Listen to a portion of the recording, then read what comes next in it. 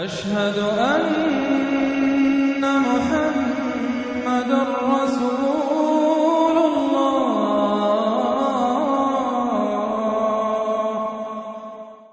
اعوذ باللہ من الشیطان الرجیم، بسم اللہ الرحمن الرحیم۔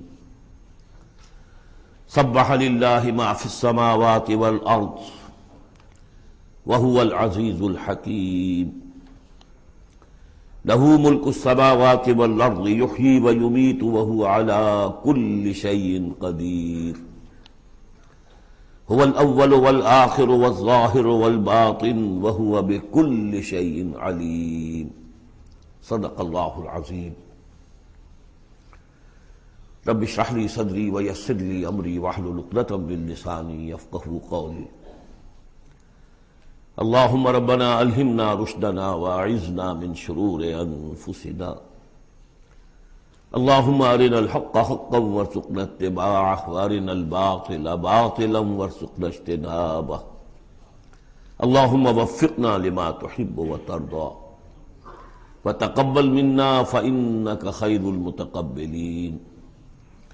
اللہم ارحمنا بالقرآن العظیم واجعلہ لنا اماما ونورا وہدی ورحمہ۔ اللہم ذکرنا منہ ما نسینا وعلمنا منہ ما جہلنا وارزقنا تلاوتہ آناء اللیل واطراف النہار واجعلہ لنا حجتا یا رب العالمین، آمین۔ سورہ حدید سے قرآن حکیم میں جو مکی اور مدنی صورتوں کے 7 گروپ ہیں، ان میں سے چھٹے گروپ کی مدنی صورتوں کا آغاز ہو رہا ہے۔ یہ مقام اس اعتبار سے بہت اہم ہے کہ ایک تو یہ کہ پورے قرآن مجید میں تعداد کے اعتبار سے مدنی صورتوں کا یہ سب سے بڑا گلدستہ ہے۔ سورہ حدید سے شروع ہو کر جو 27ویں پارے کی آخری صورت ہے، پھر سورہ تحریم تک کہ جو 28ویں پارے کی آخری صورت ہے، یہ مسلسل صورتیں ہیں 10۔ اگرچہ حجم کے اعتبار سے یہ زیادہ نہیں ہے، 1.25 پارے سے بھی کم، لیکن صورتوں کی تعداد کے اعتبار سے یہ مدنی صورتوں کا سب سے بڑا گلدستہ ہے قرآن حکیم میں۔ اس لیے کہ ذہن میں تازہ کر لیجئے، پہلے سورہ بقرہ، آل عمران، سورہ نساء، سورہ مائدہ، اگرچہ 6.25 پارے لیکن صورتیں تو 4 ہی تھیں۔ پھر سورہ انفال، سورہ توبہ 2 صورتیں، پھر سورہ نور 1 صورت، پھر سورہ احزاب 1 صورت، پھر 3 صورتیں سورہ محمد صلی اللہ علیہ وسلم، سورہ فتح اور سورہ حجرات۔ یہ 10 صورتیں۔ دوسری نمایاں بات ان کی یہ ہے کہ ان میں سے 5 صورتیں وہ ہیں جن کا آغاز ہوتا ہے سبح للہ یا یسبح للہ کے الفاظ سے۔ تسبیح کرتی ہے اللہ کی ہر شے جو آسمانوں میں ہے اور ہر شے جو زمین میں ہے، اور یہ تسبیح کا ذکر فعل ماضی میں بھی ہے، فعل مضارع میں بھی ہے، اور فعل مضارع عربی زبان میں حال اور مستقبل دونوں کو کور کرتا ہے۔ تو گویا کہ زمان و مکان کا پورا احاطہ ہو گیا کہ جو کچھ آسمانوں میں ہے اور جو کچھ زمین میں ہے وہ اللہ کی تسبیح بیان کر رہا ہے، ہمیشہ سے، اب بھی کر رہا ہے اور ہمیشہ کرے گا۔ ان صورتوں کا ایک خصوصی پھر نام ہے، ان میں سے المسبحات، وہ صورتیں کہ جو تسبیح باری تعالیٰ کے ذکر سے شروع ہوتی ہیں۔ اس میں شامل کرتے ہیں بعض لوگ سورۃ الاعلیٰ کو بھی، سبح اسم ربک الاعلیٰ، لیکن وہاں وہ حکم کی صورت میں ہے۔ یہ مسبحات جو ہیں اس گروپ میں ان کی خصوصی شان ہے۔ تیسری بات جو کہ مضامین کے اعتبار سے ہے، بلکہ زمانہ نزول کے اعتبار سے پہلے سمجھ لیجئے۔ پہلی بات میں نے عرض کی کہ قرآن حکیم میں مدنی صورتوں کا تعداد سور کے لحاظ سے سب سے بڑا گلدستہ، ان میں سے 5 مسبحات۔ تیسری بات یہ کہ ان سب کا باستثناء واحد زمانہ نزول جو ہے وہ حضور صلی اللہ علیہ وسلم کا جو مدنی دور ہے سیرت مبارکہ کا، اس کا نصف آخر ہے، یعنی سن 5 کے بعد نازل ہوئی ہے۔ سوائے ایک صورت کے، تو آ جائے گی سامنے۔ باقی جو 9 صورتیں یہ سب کی سب بات کی۔ اس سے جو متعلق بنتی ہے بات وہ یہ ہے کہ اس زمانے میں مسلمانوں میں جوش جہاد، ذوق شہادت، جذبہ انفاق، بحیثیت مجموعی اس میں کچھ کمی آ گئی تھی۔ یہ کمی میں پہلے بھی اشارہ کر چکا ہوں کہ معاذ اللہ اس اعتبار سے نہیں ہوئی کہ سابقون الاولون کے ذوق میں اور شوق میں اور جذبے میں کمی آ گئی، لیکن چونکہ تعداد بڑھی مسلمانوں کی، اور اب اکثریت ان لوگوں کی تھی کہ جو ایمان لائے ہیں ہجرت کے بعد، ان کی اس طرح کی تربیت تو نہیں ہوئی جیسے کہ مکے والوں کی ہوئی تھی 12 برس تک۔ اس اعتبار سے اوسط جب نکالیں گے تو اوسط کے اعتبار سے یقیناً ادھر کچھ اب اضمحلال کے آثار تھے۔ یہ آیت سورہ انفال میں بھی آ چکی ہے، الآن فیکم ضعف، اب تمہارے اندر کچھ کمزوری آ گئی ہے۔ پہلے تم ایک مومن 10 کافروں پر بھاری ہو سکتا تھا، اب ہم ایک کے مقابلے میں 2 پر فتح دیں گے۔ یہ بات سورہ انفال میں آ چکی ہے، لیکن یہاں خاص طور پر نوٹ کیجئے کہ ان تمام صورتوں کے پس منظر میں وہ اضمحلال ہے۔ نتیجہ یہ ہے کہ ان تمام صورتوں میں مسلمانوں کو جیسے کہ جھنجھوڑا جا رہا ہے، تمہیں کیا ہو گیا؟ سورہ صف میں آپ دیکھیں گے، یا ایھا الذین آمنوا لم تقولون ما لا تفعلون، کیا ہو گیا تمہیں؟ کیوں کہتے ہو جو کرتے نہیں ہو؟ اسی سورہ حدید میں آئے گا، وما لکم لا تؤمنون باللہ، تمہیں کیا ہو گیا؟ اللہ پر ایمان پختہ کیوں نہیں رکھتے؟ وما لکم الا تنفقوا فی سبیل اللہ، تمہیں کیا ہو گیا ہے؟ اللہ کے راہ میں خرچ کیوں نہیں کرتے؟ اسی طرح سورہ جمعہ میں وَإِذَا رَأَوْا تِجَارَةً أَوْ لَهْوًا انفضوا إِلَيْهَا وَتَرَكُوكَ قَائِمًا، تو گرفت کا پہلو ہے، پکڑ کا، اور جھنجوڑا جا رہا ہے۔ اس میں یقیناً روح سخن منافقین کی طرف بھی ہے، لیکن بحیثیت مجموع ان صورتوں میں جو اصل خطاب ہے وہ منافقین سے نہیں ہے۔ منافقین کے موضوع پر ایک مکمل صورت بھی ہے، اور سورہ حدید میں بھی اس مرض کا جو ہے اس کی پیتھولوجی پورے طور سے بیان کی گئی، یہ مرض پیدا کیسے ہوتا ہے۔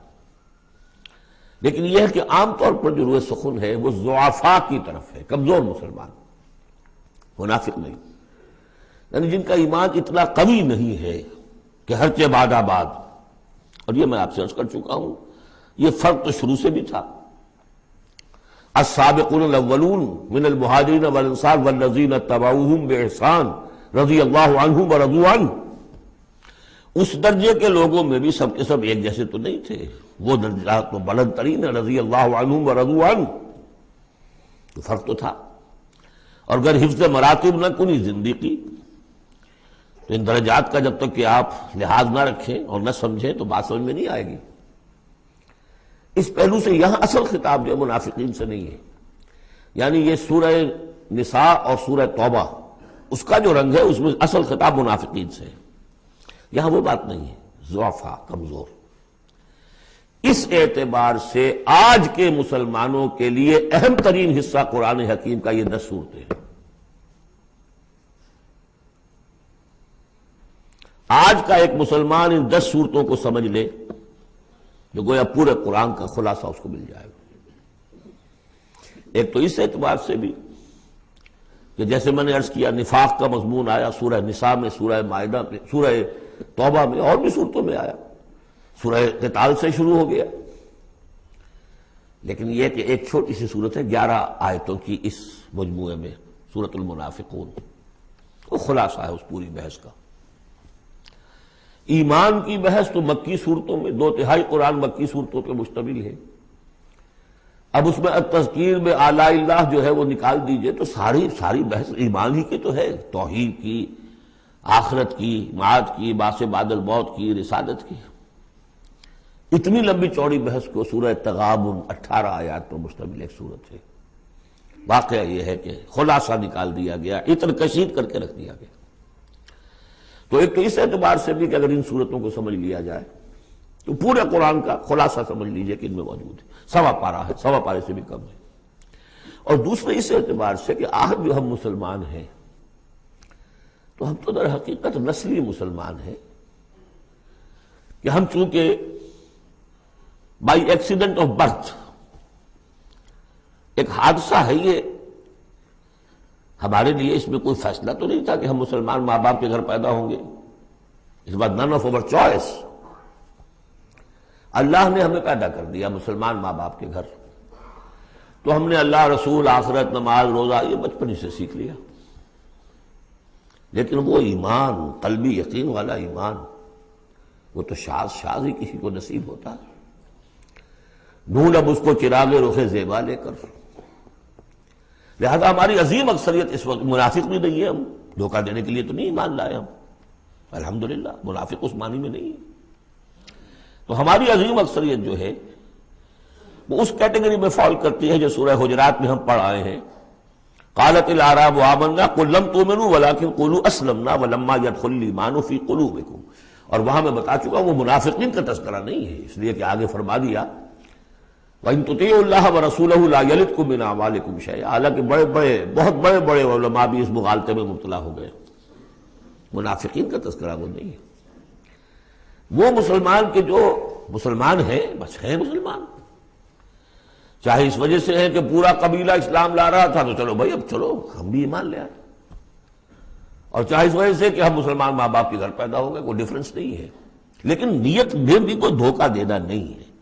اس وقت بھی کچھ لوگ تھے جو دھوکہ دینے کے لیے ایمان لائے تھے، وہ منافق تھے، لیکن وہ لوگ کہ جن کے دل میں نہ تو مثبت طور پر خلوص والا ایمان تھا اور نہ ہی کوئی منفی طور پر کوئی نفاق تھا، وہ تھے بین بین، ہماری اکثریت انہیں پر مشتمل ہے۔ لہذا ہمارے اعتبار سے یہ قرآن حکیم کا جامع ترین اہم ترین حصہ ہے، اور یہی وجہ ہے کہ جس میں نے مطالعہ قرآن حکیم کے منتخب نصاب کا بار بار حوالہ دیا ہے، اس گروپ میں سے اس کی کئی صورتیں پوری شامل ہیں، اس کا جو چھٹا حصہ ہے وہ صرف سورہ حدید پر مشتمل ہے جو ابھی ہم شروع کریں گے، باقی سورہ جمعہ، سورہ صف، سورہ منافقون، سورہ تغابن، پھر سورہ تحریم کا، یہ ساری چیزیں یہ ہماری یعنی تقریباً 5 غالباً صورتیں ان 10 میں سے ہمارے اس منتخب نصاب میں شامل ہیں۔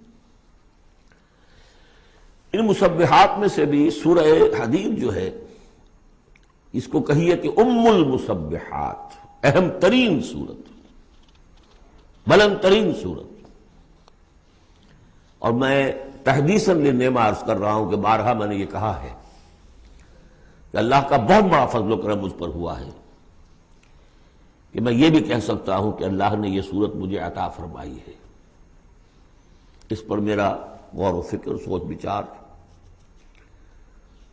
50s سے شروع ہو چکا تھا، آج سے 40 سال سے بھی پہلے، اور اللہ تعالیٰ نے مجھے انشراح دیا اس صورت کے بارے میں، اور اس کے حوالے سے اب اس کے دروس میرے 15 گھنٹے پر بھی ہیں، اس کے بھی کیسٹس ہیں، ان کے بھی ویڈیوز ہیں، ظاہر بات ہے کہ اب مجھے اس وقت 1 گھنٹے میں اس کو مکمل کرنا ہے، اس میں جو مباحث ہیں عظیم، ان میں سے تو ایک چاہتا ہے کہ عظیم لیکچر اس پر ہو، بہرحال آج جتنا کچھ بھی ہو سکے گا ہوگا، باقی اس سے اگر آپ میں شوق پیدا ہو جائے تو ایک تو یہ کہ 6 گھنٹے کے شاید ہیں یا 5 گھنٹے کے کیسٹ بھی ہیں اس کے، اور یہ کہ 15 گھنٹے کے کیسٹ بھی ہیں اور ویڈیوز بھی ہیں غالباً اس کے، بہرحال چلیے بس اس کی تمہید کافی ہے، اس سے زیادہ وقت ہم صرف نہیں کر سکتے۔ سبح للہ ما فی السماوات والارض، تسبیح کرتی ہے اللہ کی ہر وہ شے جو آسمان میں ہے اور زمین میں ہے، وہو العزیز الحکیم، اور وہ زبردست ہے کمال حکمت والا۔ آگے چل کر دیکھیے گا کہ اس میں پھر اضافہ ہوگا، سبح للہ ما فی السماوات وما فی الارض، اور ایمفیسس، پھر آئے گا یسبح للہ ما فی السماوات والارض، پھر آئے گا یسبح للہ ما فی السماوات وما فی الارض۔ تو یہ مضمون جو ہے ان صورتوں کا بہت اہم ہے۔ یہ تسبیح سے مراد کیا ہے؟ ایک تسبیح تو وہ ہے کہ جو ہماری سمجھ میں آتی ہے، میں نے پہلے بھی عرض کیا تھا کہ تصویر کوئی ہو تو وہ مصور کے کمال فن یا اناڑی پن کا گویا کہ اپنے زبان سے اظہار کر رہی ہے۔ آپ دیکھتے کہتے ہیں کسی اناڑی کی بنائی ہوئی تصویر ہے، یہ آپ کہنے صاحب کسی بڑے ماہر فن مصور نے بنایا. گویا کہ تصویر اپنے مصور کے کمال فن یا اس کی عدم مہارت پر دلالت کر رہی ہے. اگر کمال فن پر کر رہی ہے تو گویا کہ زبان حال سے وہ تصویر اپنے مصور کی تعریف کر رہی ہے. اس معنی میں کائنات کا ذرہ ذرہ اپنے وجود سے گواہی دے رہا ہے میرا پیدا کرنے والا، میرا صانع، میرا خالق، میرا باری، میرا مصور ہر عیب سے پاک ہے، ہر نقص سے پاک ہے، ایک ہستی کامل ہے، اس کے علم میں، اس کی قدرت میں، اس کی حکمت میں کہیں کوئی کمی نہیں. یہ تسبیح حالی ہے زبان حال سے. اور جیسے کہ سورہ بنی اسرائیل میں ہم دیکھ آئے ہیں، یہ بھی ہو سکتا ہے کہ اللہ نے ہر ایک شے کو زبان دی ہو. سورہ حامیم سجدہ میں بھی الفاظ آئے، ہمارے ہاتھ پاؤں کہیں گے الیوم انطقنا اللہ الذی انطق کل شیء. آج ہمیں اس اللہ نے زبان دے دی، اس نے ہر شے کو زبان دی ہے، تو ہر شے کی بھی زبان ہو سکتی ہے. اور سورہ بنی اسرائیل میں تھا وَإِن مِّن شَيْءٍ إِلَّا يُسَبِّحُ بِحَمْدِهِ وَلَٰكِن لَّا تَفْقَهُونَ تَسْبِيحَهُمْ. تو زبان حال والی تسبیح تو ہماری سمجھ میں آ رہی ہے، ہو سکتا ہے اور معلوم ہوتا ہے کہ وہ ہے ایک کوئی دوسرا پہلو بھی جو ہماری سمجھ سے بالا تر ہے. وَهُوَ الْعَزِيزُ الْحَكِيمُ. یہ دو اسماء اللہ تعالیٰ کے بار بار آئے ہیں، بہت مرتبہ آئے ہیں، اور ان صورتوں میں خاص طور پر آپ دیکھیں گے بہت تکرار ہوگی ان کی.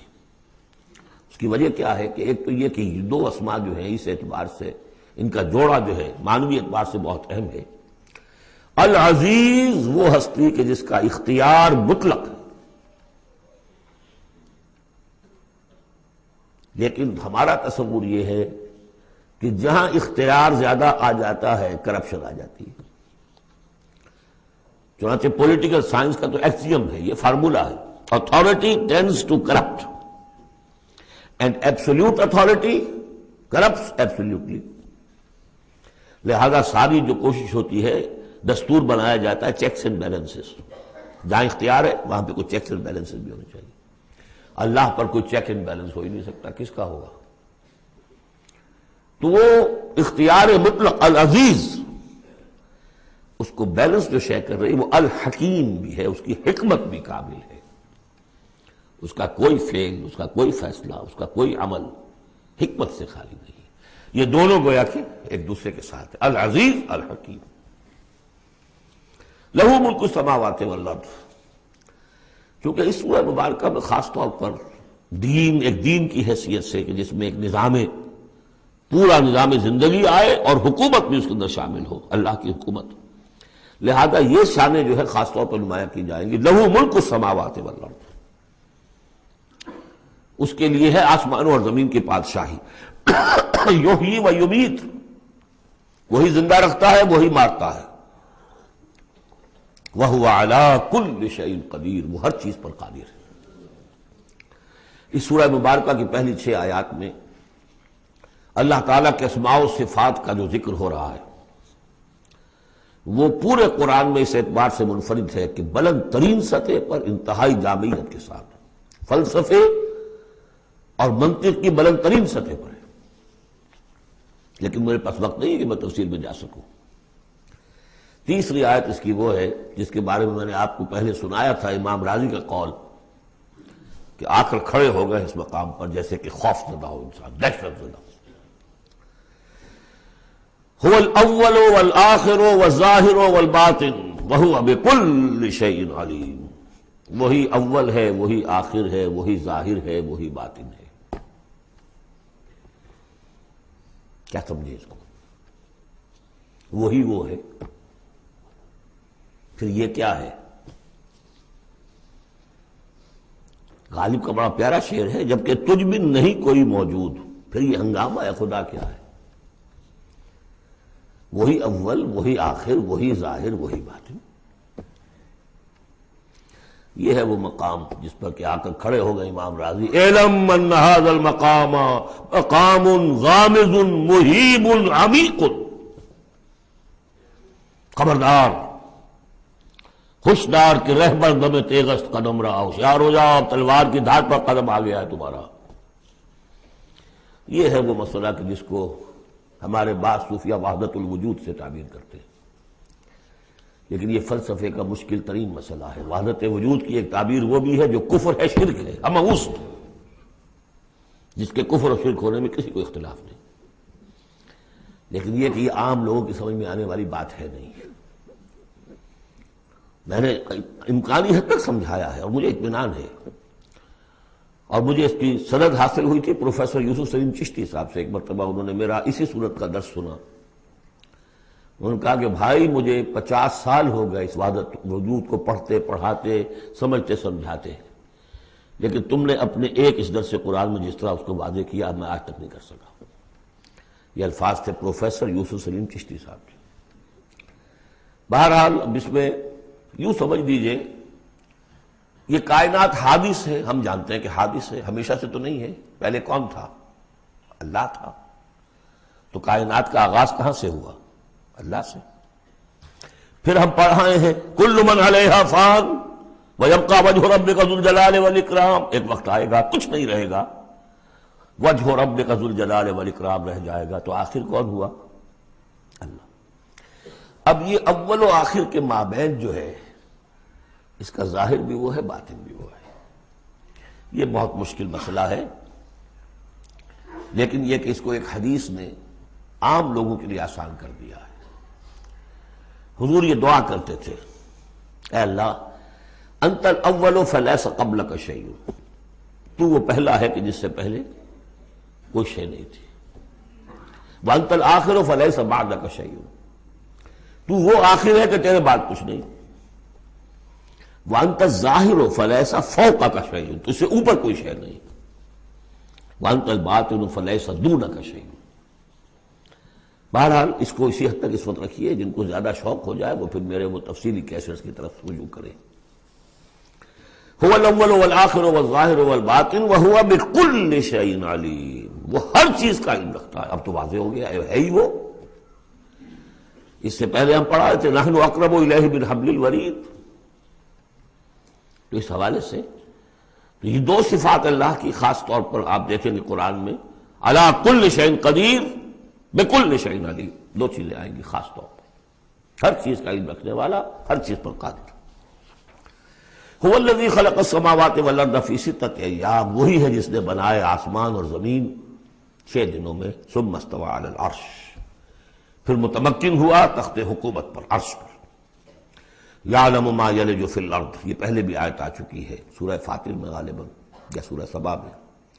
وہ جانتا ہے جو کچھ کے داخل ہوتا ہے زمین میں، وما یخرج منہا، جو کچھ نکلتا ہے اس سے، وما ینزل من السماء، اور جو کچھ اترتا ہے آسمان سے، وما یعرج فیہا، اور جو چڑھتا ہے اس میں، وہو معکم، ویسے پانی بھی اترتا ہے، بخارات بھی چڑھتے ہیں، فرشتے اترتے ہیں احکام خداوندی لے کر، اور پھر وہ چڑھتے ہیں، یا تو انسانوں کی جانیں لے کر بھی چڑھ رہے ہوتے ہیں، یا یہ کہ جو بھی یہاں پر ہو رہا ہے اس کی رپورٹس لے کر چڑھتے ہیں۔ زمین کے اندر پانی جذب ہوتا ہے، بیج داخل ہوتا ہے، نکلتا ہے پودا، ان تمام چیزوں کا احاطہ کیا۔ وَهُوَ مَعَكُمْ أَيْنَمَا كُنْتُمْ، تم جہاں کہیں بھی ہوتے ہو وہ تمہارے ساتھ ہوتا ہے۔ وَاللَّهُ بِمَا تَعْمَلُونَ بَصِيرٌ، اللہ تعالیٰ جو کچھ تم کر رہے ہو اسے دیکھ رہا ہے، خود چشمدید گواہ ہے۔ پھر دیکھیے لَهُ مُلْكُ السَّمَاوَاتِ وَالْأَرْضِ، توحید کا یہ تقاضا کہ بادشاہی اسی کی ہو، ایک عقیدے کی توحید ہے بس، یہ کہ بادشاہی اسی کی ہو، لَهُ مُلْكُ السَّمَاوَاتِ، آسمان اور زمین کی بادشاہی اسی کی ہے۔ وَإِلَى اللَّهِ تُرْجَعُ الْأُمُورُ، تمام معاملات اسی کی طرف لوٹا دیے جائیں گے۔ یولج اللیل فی النہار ویولج النہار فی اللیل، وہ پرو لاتا ہے رات کو دن میں اور پرو لاتا ہے دن کو رات میں، یہ مضمون بھی کئی مرتبہ آ چکا ہے۔ وَهُوَ عَلِيمٌ بِذَاتِ الصُّدُورِ، علم کو دیکھیے کتنی مرتبہ دہرایا ہے، بِكُلِّ شَيْءٍ عَلِيمٌ، يَعْلَمُ مَا يَلِجُ فِي الْأَرْضِ وَمَا يَخْرُجُ مِنْهَا وَمَا يَنزِلُ مِنَ السَّمَاءِ وَمَا يَعْرُجُ فِيهَا، اور یہاں ہوا علیم بذات الصدور، سینوں کے اندر جو کچھ ہے اس کو بھی جانتا ہے۔ یہ 6 آیات ہیں، یہ پہلا حصہ ہے سورۃ مبارکہ کا، اور یہ شاندار تمہید بنی، آگاہ ہو جاؤ کس کا کلام پڑھ رہے ہو، کس سے ہم کلام ہو، ہوشدار کہ رہ بردم تیغست قدم را۔ اب دیکھیے دو آیتوں میں اللہ تعالی کے، بلکہ ایک آیت میں جو تقاضا ہے، یہ تو اللہ ہے، ایسا ہے، اسی کی بادشاہی ہے، وہ سب جانتا ہے، وہ ہر چیز پر قدیر ہے، یہ سب کیا ہے؟ نیریٹو ہے، اور یہ ہے توحید فی العقیدہ۔ اس کا تقاضا کیا ہے؟ آمنوا باللہ ورسولہ وانفقوا مما جعلکم مستخلفین فیہ فالذین آمنوا منکم وانفقوا لہم اجر کبیر۔ دو لفظوں میں تقاضا آیا، ایمان لاؤ اللہ پر اور اس کے رسول پر، اور خرچ کر دو ان سب میں سے جس میں اس نے تمہیں خلافت عطا کی ہے۔ سب سے پہلی خلافت تمہیں عطا کی اس جسم میں، اسے اللہ کے لیے لگاؤ۔ ذہانت، فطانت، طلاقت لسانی، جو دیا ہے، پیسہ دیا ہے، مال دیا، اولاد دیا، سب کو اللہ کی راہ میں لگاؤ۔ یہ نفق کا لفظ پیسے کے خرچ کے لیے بھی آتا ہے، جان کے خرچ کے لیے بھی آتا ہے۔ نفقت الدراہم، پیسے ختم ہو گئے۔ نفق الفرس، گھوڑا مر گیا، تو نفق کا لفظ دونوں کے لیے آتا ہے۔ تو انفقوا مما جعلکم مستخلفین فی، جس چیز میں تمہیں استخلاف عطا کیا ہے لگاؤ، خرچ کرو، صرف کر دو۔ یہ دو تقاضے ہیں۔ اصل میں یوں سمجھیے کہ جو سورہ حجرات میں دو تقاضے آئے تھے، آمنوا باللہ ورسولہ، سورہ حجرات میں آئے تھے انما المؤمنون الذین آمنوا باللہ ورسولہ ثم لم یرتابوا وجاہدوا باموالہم وانفسہم فی سبیل اللہ۔ حقیقی مومن تو صرف وہ ہے جو ایمان لائے اللہ پر، اس کے رسول پر، پھر شک میں بالکل نہیں پڑے، اور انہوں نے جہاد کیا اللہ کی راہ میں اور کھپا دیے جان بھی اور مال بھی، وہی سچے ہیں۔ یہاں پر دو ہیں، ان میں دونوں میں ایک سے تو مشترک ہو گئی، آمنوا باللہ ورسولہ، ایمان لاؤ اللہ پر، اس کے رسول پر، جیسے کہ ایمان کا حق ہے۔ وانفقوا، اور خرچ کر دو۔ انفاق مال، انفاق نفس، بذل نفس، دونوں چیزیں آ جائیں گی۔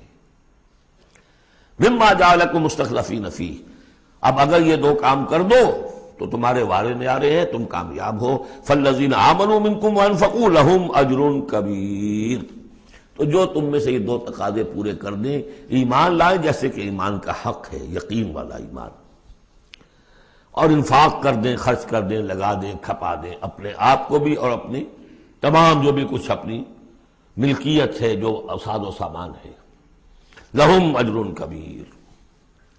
اب دیکھیے نظم، دیکھیے اب دو آیتوں میں وہ ڈانٹ کا، ڈپٹ کا، زجر کا معاملہ ہو رہا ہے۔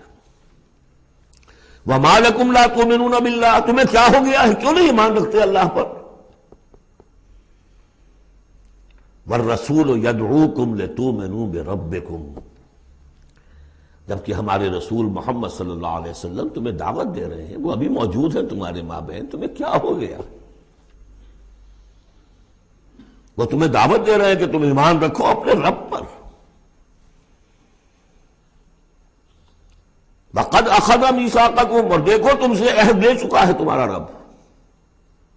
اگر تم ایمان کا دعویٰ کرتے ہو تو عہد در عہد، ایک عہد تو تم لے کر آئے تھے، کر کے آئے تھے، أَلَسْتُ بِرَبِّكُمْ قَالُوا بَلَىٰ، پھر ایک عہد تم نے کیا سَمِعْنَا وَأَطَعْنَا، پھر تم نے عہد کیا ان اللہ اشترى من المؤمنین انفسهم واموالهم بان لهم الجنہ، بیع و شرح ہو چکی ہے۔ وقد اخذ میثاقکم، وہ تم سے عہد لے چکا ہے، ان کنتم مؤمنین، اگر تم حقیقتاً مومن ہو، دعویٰ تو کر رہے ہو ایمان کا۔ ساتھ ہی اب راستہ بتا دیا، اگر تم اپنی گریبان میں جھانکو اور محسوس کرو کہ وہ یقین والا ایمان تو نہیں ہے، اندر تو کچھ خلاصہ ہے، اللہ کرے کہ ہمیں اس کا احساس ہو جائے، اپنی گریبانوں میں جھانکیں۔ اسلام تو ہے، اللہ کا شکر ہے، جو یہاں آئے ہوئے ہیں، دور دور سے آئے ہوئے ہیں، تو اسلام تو ہے، روزہ نماز تو ہے، لیکن اپنے اندر جھانکے وہ ایمان، یقین والا ایمان۔ اگر احساس ہو جائے کہ نہیں ہے تو معلوم ہونا چاہیے کہاں سے ملے گا یہ۔ هو الذی ينزل على عبده آیات بینات لیخرجکم من الظلمات الى النور وہی تو ہے جو اپنے رب اپنے بندے پر صلی اللہ علیہ وسلم یہ آیات بینات نازل کر رہا ہے تاکہ نکالے تمہیں اندھیروں سے روشنی کی طرف۔ گویا کہ ایمان حقیقی، یقین والے ایمان کا منبع، سرچشمہ، اس کی سورس یہ ہے اللہ کی کتاب۔ اسے پڑھو، سمجھ کر پڑھو، تدبر کرو، غور و فکر کرو، محسوس کرو گے کہ تمہارے اندر ایک ہلچل ہے، تمہاری فطرت کے تار، یہ قرآن چھیڑے گا انہیں۔ نغمے بیتاب ہے تاروں سے نکلنے کے لیے، ایک ذرا چھیڑ تو دے زخمہ مضراب حیات، اور اس سے خود تمہارے اندر سے ابھر کر ایمان اندر سے ابھرے گا۔ تمہارے اندر ہے، سویا ہوا ہے، تمہاری روح میں ہے، ڈورمنٹ ہے، صرف ایکٹیویٹ کرنے کی بات ہے، اور یہ آیات قرآنیہ انہیں ایکٹیویٹ کرتی ہیں۔ هو الذی ينزل على عبده آیات بینات لیخرجکم من الظلمات الی النور وان اللہ بکم لرؤوف رحیم، اور یقیناً اللہ تمہارے حق میں بہت رؤوف اور رحیم ہے۔ اب آپ نے دیکھ لیا سورس جو ہے اس ایمان کا وہ کیا ہے، قرآن۔ سورہ شورى میں ہم دیکھ آئے ہیں خود حضور کو کہاں سے ملا، وَكَذَلِكَ أَوْحَيْنَا إِلَيْكَ رُوحًا مِّنْ أَمْرِنَا مَا كُنْتَ تَدْرِي مَا الْكِتَابُ وَلَا الْإِيمَانُ وَلَكِنْ جَعَلْنَاهُ نُورًا نَهْدِي بِهِ مَن نَّشَاءُ مِنْ عِبَادِنَا۔ اے نبی، آپ کو تو معلوم نہیں تھا کتاب کسے کہتے ہیں، شریعت کسے کہتے ہیں، نہ آپ تورات سے واقف، نہ آپ انجیل سے واقف، آپ تو مکے کے امیین میں سے تھے۔ ایمان کسے کہتے ہیں؟ وَلَكِنْ جَعَلْنَاهُ، اس قرآن کو ہم نے نور بنا کر آپ پر اتارا ہے۔ وہ ایمان جو ہے اب آپ کا باطن اس سے جگمگا اٹھا ہے، اب آپ جو ہے گویا کہ اب روشنی کا مینار ہیں، اب آپ ہدایت دیں گے سیدھے راستے کی طرف۔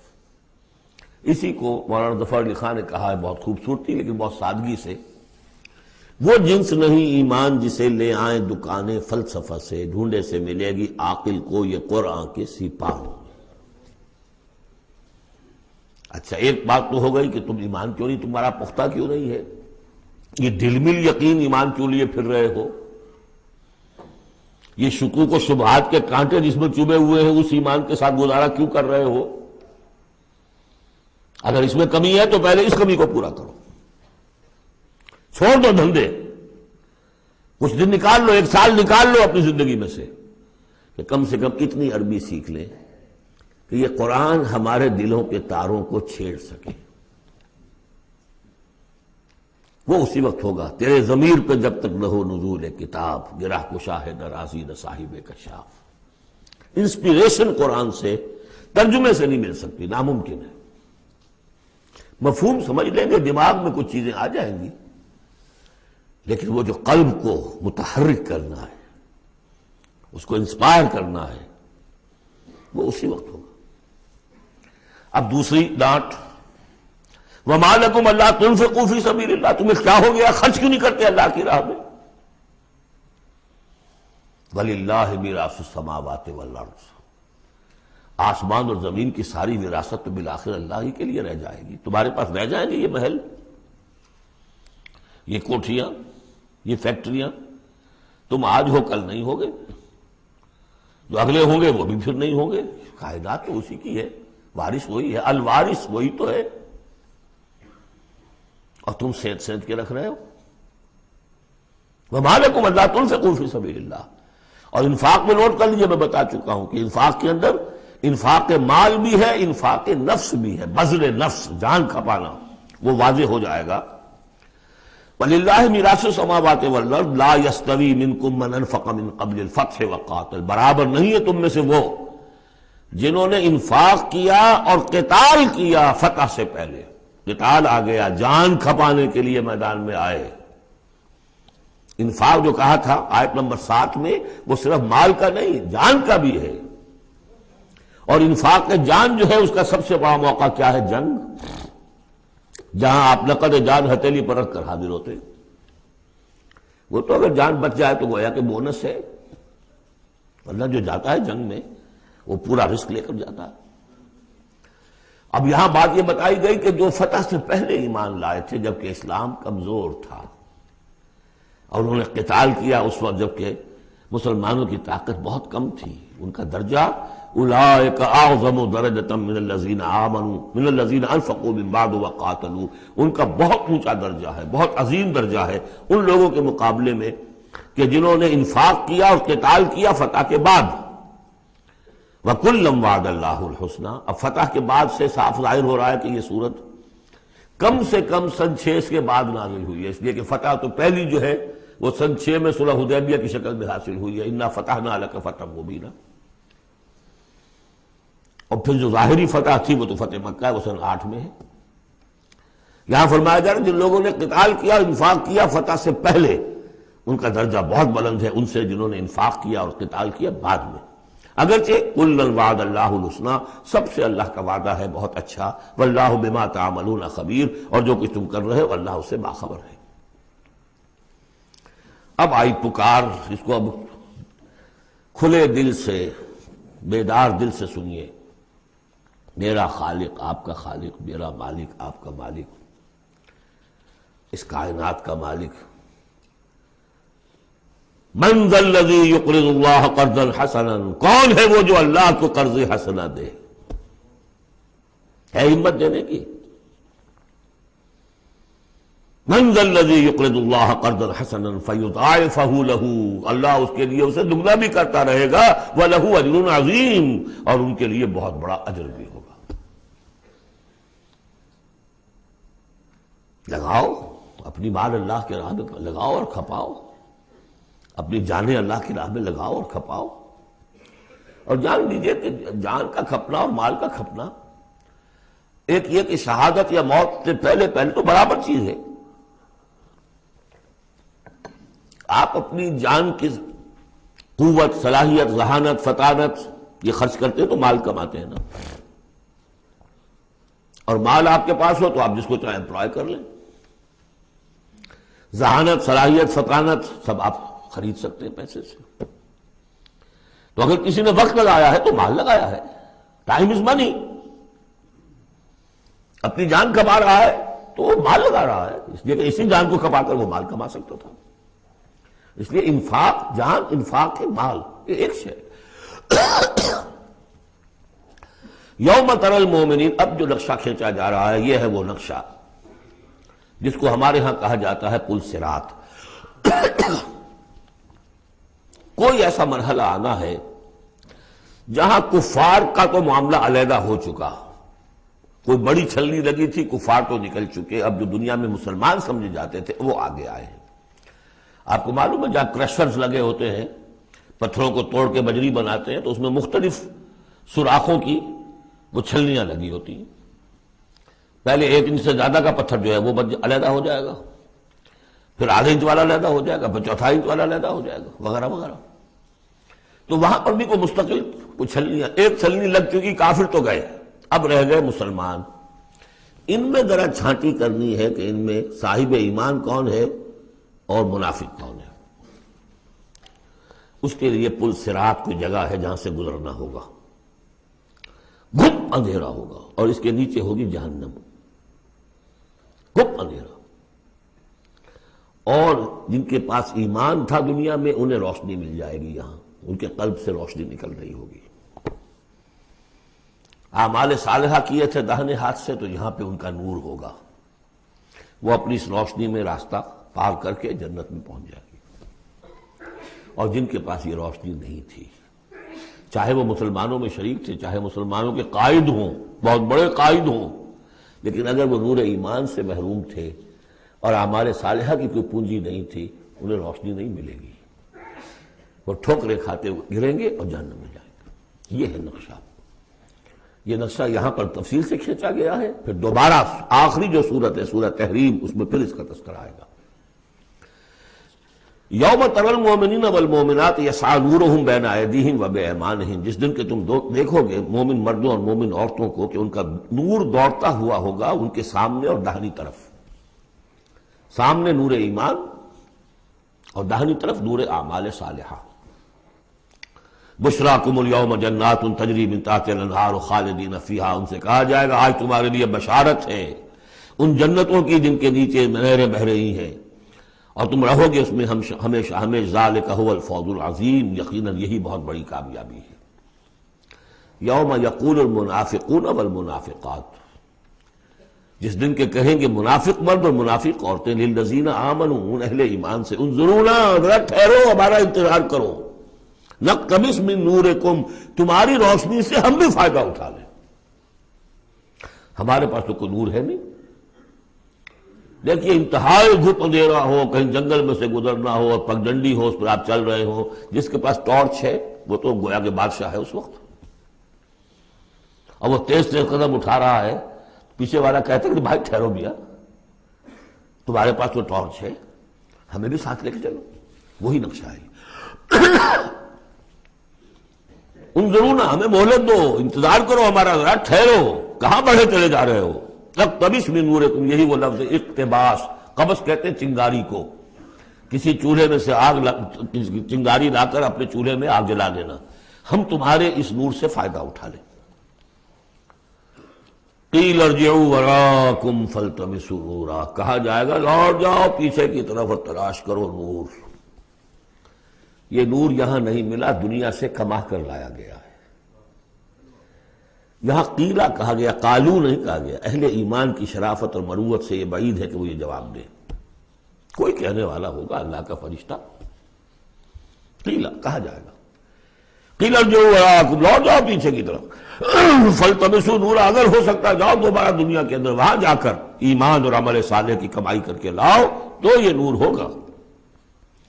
فضرب بینہم بسور لہ باب، اور اتنے عرصے میں ان کے درمیان ایک فصیل حائل کر دی جائے گی جس میں ایک دروازہ ہوگا، باطنہ فیہ الرحمہ، اس فصیل کے اندر کی طرف رحمت ہوگی، وظاہرہ من قبلہ العذاب، اور اس کے باہر کی طرف عذاب الہی کا نزول شروع ہو جائے گا۔ یہ چھلنی ہے جو اہل ایمان اور منافقین کے درمیان لگائی جائے گی۔ اب اس اعتبار سے اگلی دو آیتیں جو ہیں قرآن مجید کا اہم ترین مقام ہے کہ یہ پیتھولوجی کیسے ڈیولپ ہوتی ہے، نفاق کیسے آتا ہے۔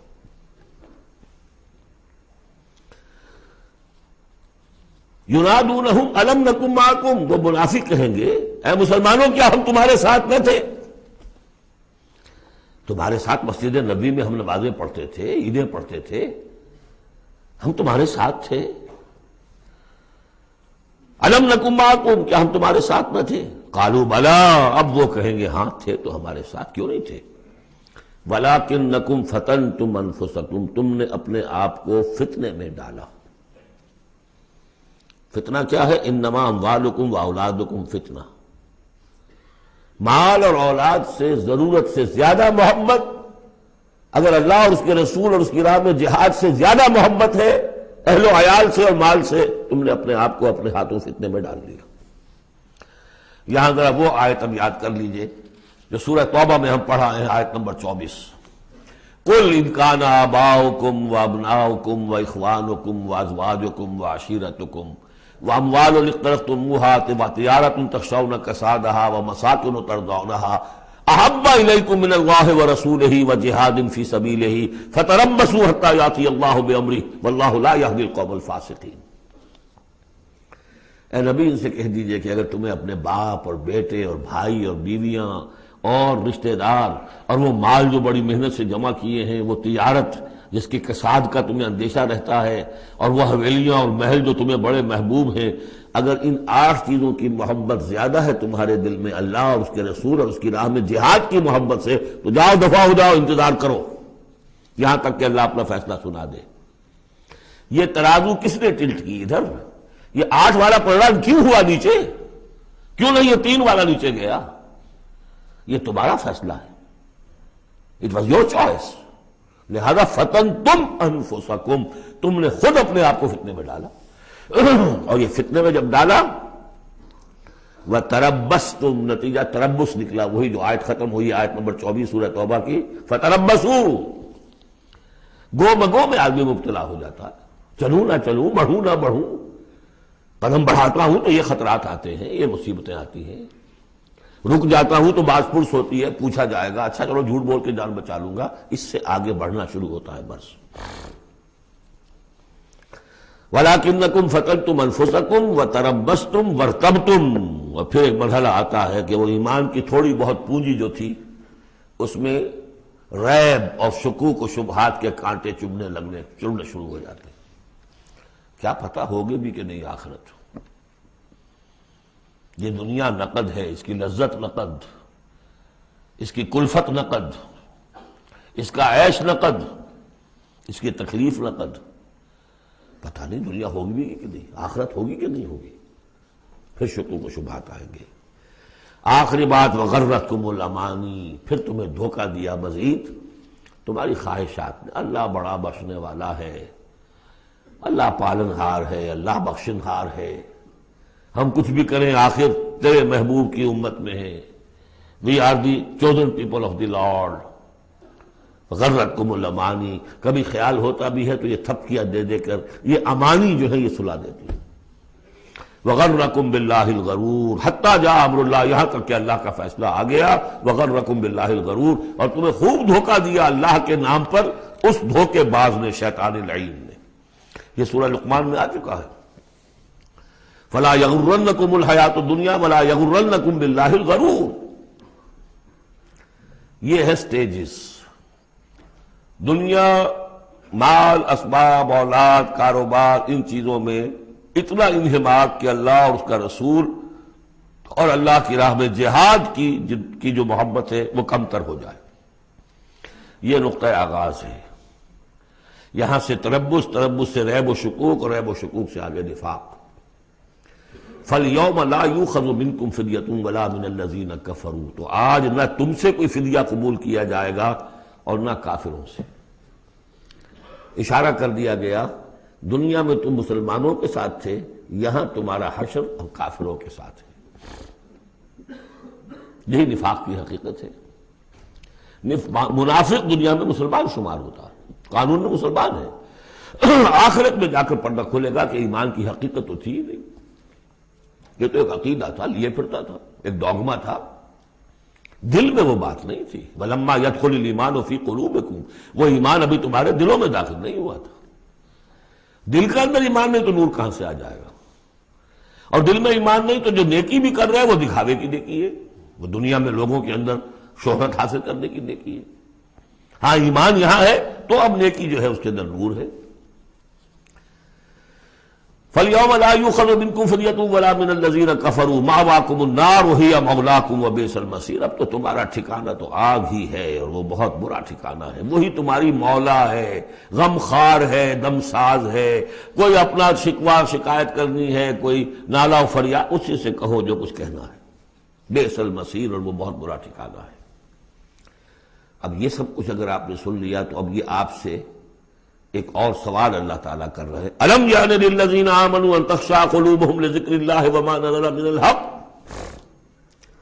کیا وقت آ نہیں گیا اہل ایمان کے لیے کہ ان کے دل جھک جائیں اللہ کی یاد میں اور اس کے سامنے کے جو حق میں سے نازل ہو چکا ہے؟ یاد ہے اس قرآن کے بارے میں سورہ بنی اسرائیل میں کیا پڑھا تھا؟ وَبِالْحَقِّ أَنزَلْنَاهُ وَبِالْحَقِّ نَزَلَ،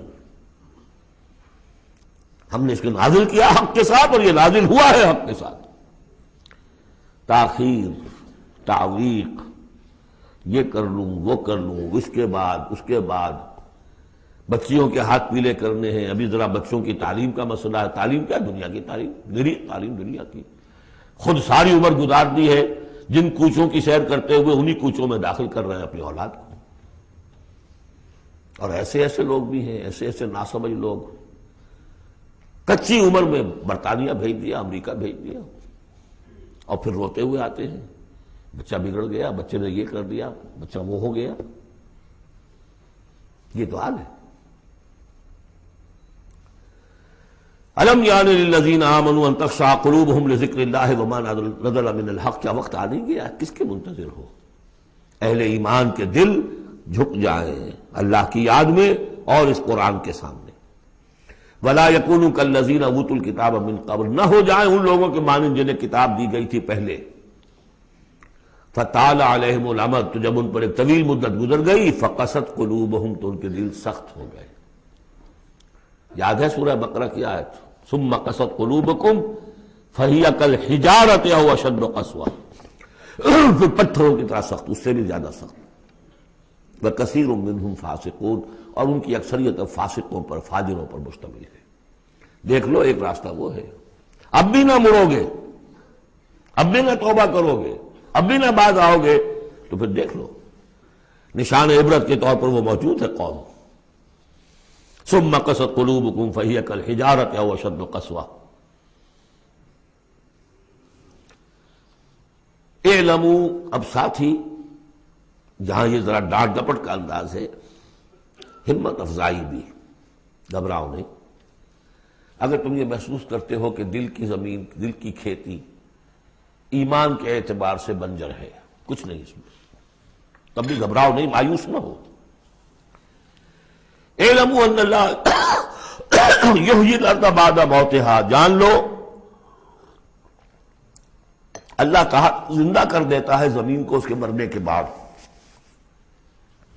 زمین دیکھتے ہو بے آب و گیا بڑی ہوتی ہے، بنجر، بارش برستی ہے تو وہ زندہ ہو جاتی ہے۔ اللہ تمہارے دلوں کی کھیتی کو بھی اثر نو، ایمان کی فصل بخش سکتا ہے، مایوس نہ ہو۔ اعلموا ان اللہ یحیی الارض بعد موتہا قد بینا لکم الآیات لعلکم تعقلون، ہم نے تو تمہارے لیے اپنی آیات خوب واضح کر دی ہیں تاکہ تم عقل سے کام لو۔ یعنی ہمت نہ ہارو، کوشش کرو۔ کھیتیاں دوبارہ اس کے اندر فصل آ جایا کرتی ہے، بارش برستی ہے، ہاں لیکن کھیتی کے اندر کچھ ہل چلانا پڑتا ہے، بیج ڈالنا پڑتا ہے، مشقت کرنی پڑتی ہے۔ تو یہاں بھی تمہیں ایک حل چلانا ہوگا، وہ حل چلانا کیا ہے؟ یہ مال کی محبت ہے کہ جو اس زمین کے اندر جس نے کہ بنجر بنا دیا ہے، اس کو حل چلاؤ، مال کی محبت نکالو۔ ان المصدقین والمصدقات واقرضوا اللہ قرضا حسنا یضاعف لهم ولهم اجر کبیر، یقیناً صدقہ دینے والے مرد اور صدقہ دینے والی عورتیں اور جو اللہ کو قرض حسنہ دیں، یہ میں بتا چکا ہوں سورہ بقرہ میں جب ہم پڑھ رہے تھے 2 رکوع، کہ اللہ کے لیے، دین کے لیے، اللہ کی رضا جوئی کے لیے خرچ کرنے کی 2 مدیں ہیں۔ ایک انسانوں میں سے غرباء، مساکین، یتیموں، بیواؤں، بیماروں، مسافروں اور مقروضوں کے لیے خرچ کرنا، وہ صدقہ ہے۔ اس لیے زکوٰۃ کو بھی کہا صدقات، انما الصدقات للفقراء والمساکین۔ ایک اللہ کے دین کے لیے، اس کی دین کی نشر و اشاعت ہے، اس کے پیغام کو پھیلانا ہے، اس کی تعلیم ہے، پھر اس دین کو غالب کرنے کی جد و جہد ہے، اس کے لیے ساز و سامان چاہیے، اس کے لیے وسائل چاہیے۔ تو ایک ہے صدقہ، ایک ہے اللہ کے ذمہ قرض حسنہ۔ کیوں؟ اس لیے کہ اللہ کے دین کو غالب کرنا ہے، لہذا اس کی جد و جہد میں جو مال خرچ ہو رہا ہے اللہ اسے اپنے ذمہ قرض حسنہ کہتا ہے۔ یہ حل چلانا پڑے گا، مال کی محبت اس سے نکلے گی۔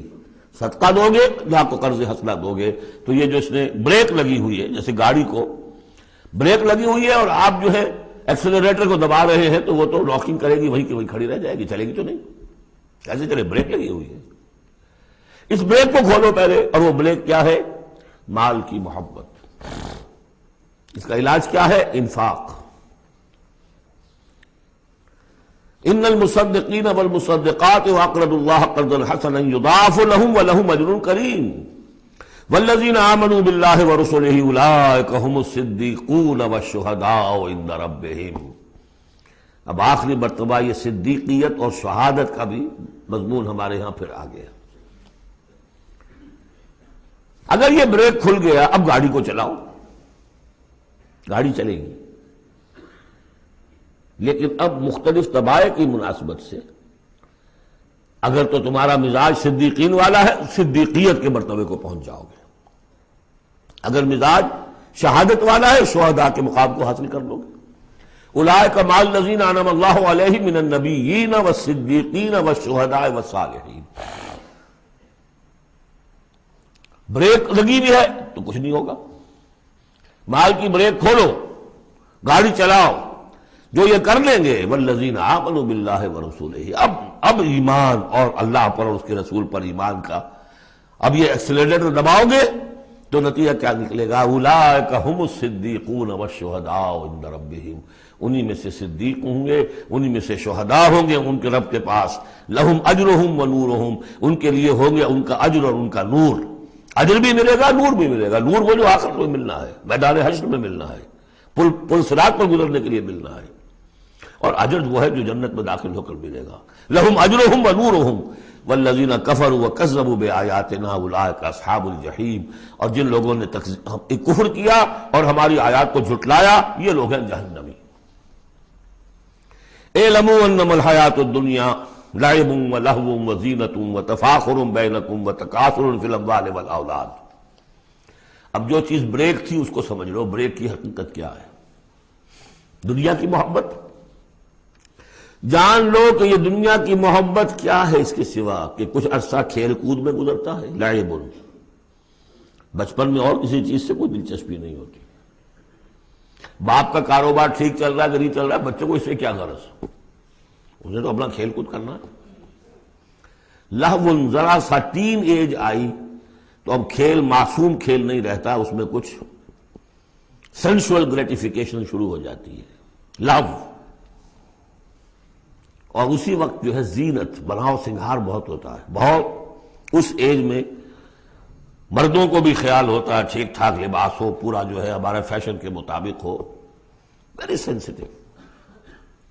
اس کے بعد ذرا عمر بڑھتی ہے، تفاخر بینکم، اب فخر، نسل پر فخر، مال پر فخر، دولت پر فخر، اور فخر میں بڑھ جانا، جیسا کہ ہمارے ہاں پٹھانوں میں خاص طور پر ہے کہ اب وہاں جو دوسرا سردار ہے وہاں پر وہ نئی کار لے آیا ہے، اب یہ کیسے رہ جائے گا، اسے بھی لانا چاہے اپنی زمین بیچے کچھ کرے، اس سے اگلے ماڈل کی کار لا کے کھڑے نہیں کرے گا تو پھر جینا بیکار ہو گیا۔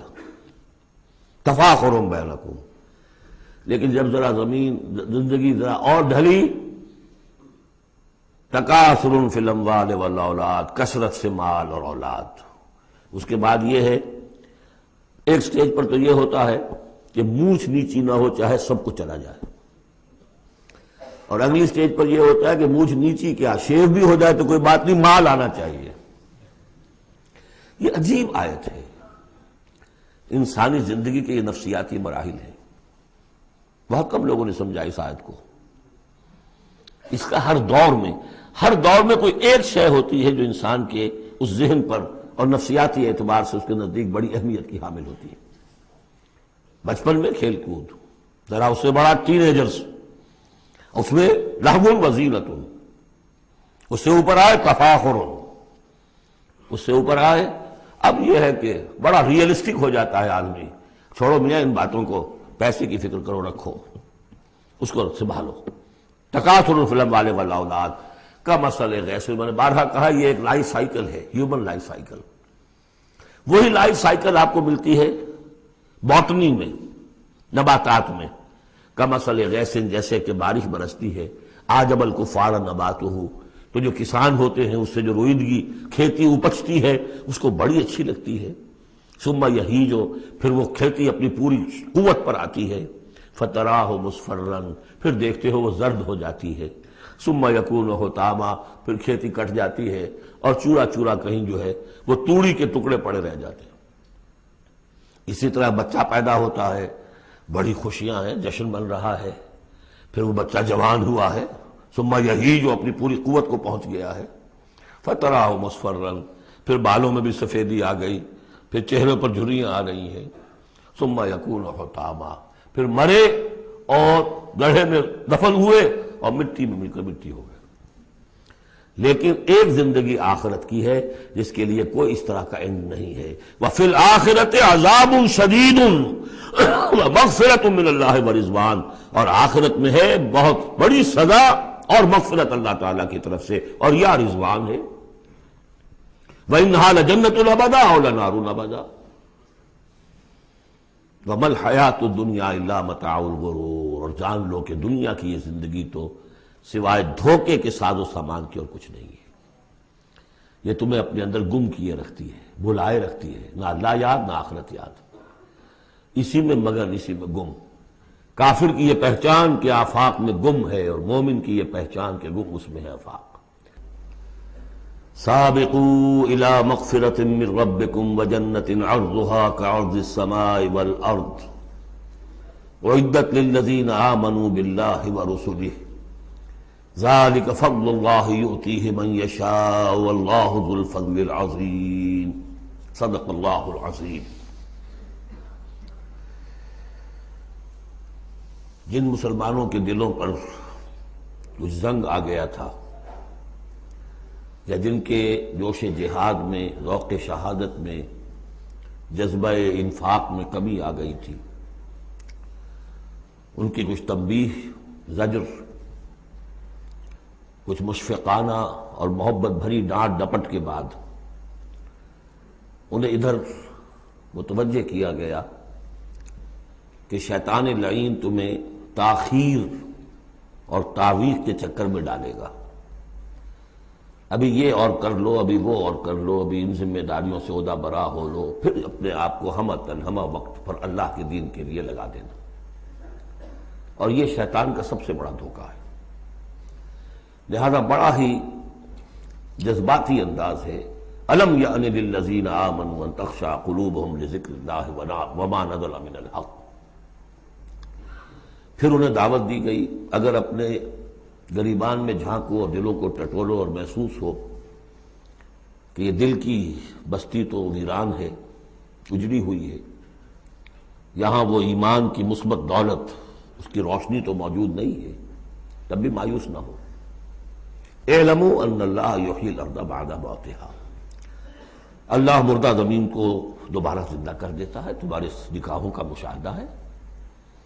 لہذا تم بھی کوشش کرو تو اپنی دلوں کی اس مردہ زمین میں اثر نو ایمان کی فصل اگا سکتے ہو، اور وہ پوری طرح بہار دے گی۔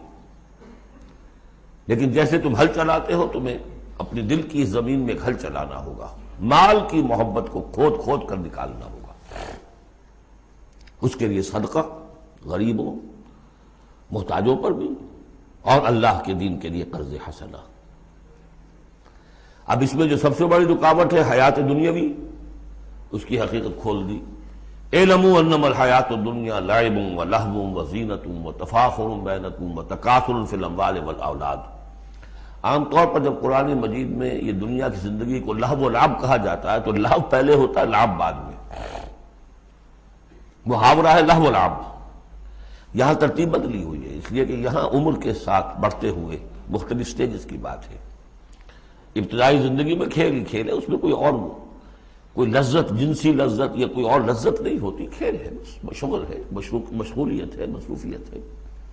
پھر اس میں آتا ہے وہ خطرناک دور ایڈولسنس کا، ٹین ایجرز، اب معاملہ جو ہے بگڑنا شروع ہوتا ہے، لعب کے ساتھ لہو بھی، اور پھر اسی مرحلے پر زینت اور زیبائش۔ پھر انسان اپنی پوری جوانی کو پہنچتا ہے، یہ 30 برس کی عمر کے آس پاس انسان پھر تفاخر، دوسروں سے اپنے آپ کو اوپر کرنا، نمایاں کرنا۔ اس کے بعد ذرا عمر ڈھلنے لگتی ہے تو آدمی بڑا ہی حقیقت پسند ہو جاتا ہے، واقعیت پسند، ریئلسٹک۔ اب یہ کہ مال اور دولت اور اولاد یہ ختم نہیں ہوتی یہاں تک کہ انسان قبر میں جا کر اس کو اتار دیا جائے۔ یہ بات جو ہے آخری پارے کی صورت میں آئے گی، الہاکم التکاثر حتی زرتم المقابر۔ یہ جو آخری سٹیج ہے تکاثر فی الاموال والاولاد، یہ پھر پیچھا نہیں چھوڑتی۔ چاہے کسی کے پاس اتنی دولت ہو کہ 5 نسلیں 6 نسلیں پیٹ بھر کر کھا سکتی ہیں، پھر بھی حوث حل من مزید، حل من مزید، مزید کے لیے۔ چاہے پاؤں جو ہے ظاہری طور پر بھی نظر آ رہا ہے کہ قبر کے اندر لٹکا کے بیٹھا ہوا ہے بڈھا یہ، لیکن مال کی حوث، دولت کی حوث یہ کبھی ختم نہیں ہوتی۔ الہاکم التکاثر حتی زرتم المقابر۔ اب یہ سارے حقائق واضح کرنے کے بعد اب پکارا جا رہا ہے سابقوا الی مغفرۃ من ربکم، مسابقت کرو ایک دوسرے سے، آگے نکلو، بھاگو، دوڑو، جیسے تم دنیا میں مسابقت کر رہے ہو۔ اس کے ہاں یہ آ گیا، میرے ہاں کیوں نہ ہو۔ اس کے یہاں اتنا بڑا ٹی وی آ گیا، میرے ہاں کیوں نہ ہو؟ میرے بچے کیا کریں گے؟ جائیں گے وہاں دیکھیں گے، اور میں تو انفیورٹی کمپلیکس پیدا ہو جائے گا، فلاں ہو جائے گا، یہ ہو جائے گا۔ تو تم مسابقت کر رہے ہو دنیا میں کہ جستجو ہے کہ خوب سے ہے خوب تر کہاں ہے، جستجو کہ خوب سے ہے خوب تر کہاں۔ تو یہ مسابقت تمہیں دنیا میں نہیں، دین میں کرو، جنت کے حصول کے لیے کرو۔ سابقوا الی مغفرۃ من ربکم، ایک دوسرے سے آگے نکلو، مسابقت کرو، دوڑ لگاؤ۔ کس چیز کی طرف؟ اپنے رب کی مغفرت کے حصول کے لیے اور اس جنت کے حصول کے لیے۔ ارضھا کعرض السماء والارض، جس کا پھیلاؤ ہوگا جو آسمان اور زمین کا ہے۔ بعض جگہ پر سماوات بھی آیا ہے۔ میرا گمان یہ ہے واللہ عالم کہ جو پہلی جنت بنے گی، نزل جس کو کہا گیا، وہ تو اسی زمین پر ہوگی، لیکن پھر اب مراتب کے اعتبار سے جیسے کہا گیا کافروں کے لیے آسمان کے دروازے نہیں کھولے جائیں گے، لیکن اہل ایمان کے لیے یہ دروازے کھلیں گے۔ یہ جو ارب گیلیکسیز ہیں، اور ہر گیلیکسیز میں کتنے سولر سسٹم ہوں گے، اور کتنے سولر سسٹم میں کتنی زمینیں ہوں گی، اتنی ایسی زمین بھی تو ہوگی نا جیسی بالکل ہماری زمین ہے، ہر سولر سسٹم میں ہوگی، سورج سے اتنے ہی فاصلے پر، اپنے سورج سے اتنے ہی فاصلے پر جتنے فاصلے پر کہ ہماری زمین ہے۔ یہ ساری جو اللہ نے تیار کر رکھی کس کے لیے؟ یہ ہے کہ جو اہل جنت کے لیے، وہاں جانے کے لیے ہمیں کوئی راکٹس کی ضرورت نہیں ہوگی، اللہ تعالیٰ لے کر جائے گا، جیسے کہ جبرائیل آتے ہیں، ساتویں آسمان سے زمین پر آتے ہیں۔ محمد رسول اللہ ایک مرتبہ زمین سے ساتویں آسمان پر ہوا آئے ہیں، ہم بھی جائیں گے انشاءاللہ، جو بھی ہمیں سے کچھ نصیب ہوگا۔ کون کون سے؟ یہ جنت کا پھیلاؤ ہے پورے آسمانوں اور زمین کے برابر۔ اعدت للذین آمنوا باللہ ورسلہ، وہ تیار کی گئی ہے، سنواری گئی ہے، فرنش کی گئی ہے۔ اعداد کہتے ہیں کسی چیز کے لیے کسی چیز کو تیار کرنا، استعداد اسی سے بنا ہے۔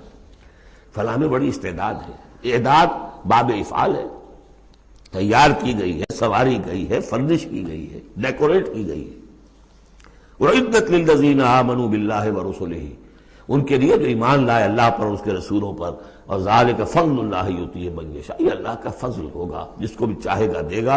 وَاللَّهُ ذُو الْفَضْلِ الْعَظِيمِ، اللہ بڑے فضل والا ہے۔ اب ایک اور رکاوٹ جو ہوتی ہے اس راستے پر چلنے میں، راستہ یہ کیا ہے؟ اس کی ہدف آگے آ جائے گا، جہاد اور قتال اور انفاق کس کام کے لیے ہے، یہ اس سورہ مبارکہ کا کلائمیکس ہوگا جو آگے آئے گا۔ لیکن ایک اور رکاوٹ جو آتی ہے، یہ تکلیف آ جائے گی، یہ مصیبت آ جائے گی، یہ مسئلہ پیدا ہو جائے گا، یہ مشکل ہو جائے گی، یہ سارے خوف۔ وَلَنَبْلُوَنَّكُمْ بِشَيْءٍ مِّنَ الْخَوْفِ وَالْجُوعِ وَنَقْصٍ مِّنَ الْأَمْوَالِ وَالْأَنفُسِ وَالثَّمَرَاتِ لَتُبْلَوُنَّ فِي أَمْوَالِكُمْ فِي أَنفُسِكُمْ وَأَمْوَالِكُمْ وَلَتَسْمَعُنَّ مِنَ الَّذِينَ أُوتُوا الْكِتَابَ مِن قَبْلِكُمْ وَالَّذِينَ أَشْرَكُوا أَذًى كَثِيرًا، آگے تو جائے گا۔ اب اس کے لیے بتایا کہ ایک بہت بڑا نسخہ دیا جا رہا ہے۔ ما اصاب من مصیبت فی الارض ولا فی انفسکم، نہیں پڑتی کوئی پڑنے والی کوئی تکلیف، کوئی مصیبت، کوئی آزمائش، کوئی رنج دہ چیز، تکلیف دہ ہے، مگر الا فی کتاب من قبل ان نبرأہ، چاہے وہ مصیبت تمہاری اپنی جان پر ہو یا پوری زمین پر ہو۔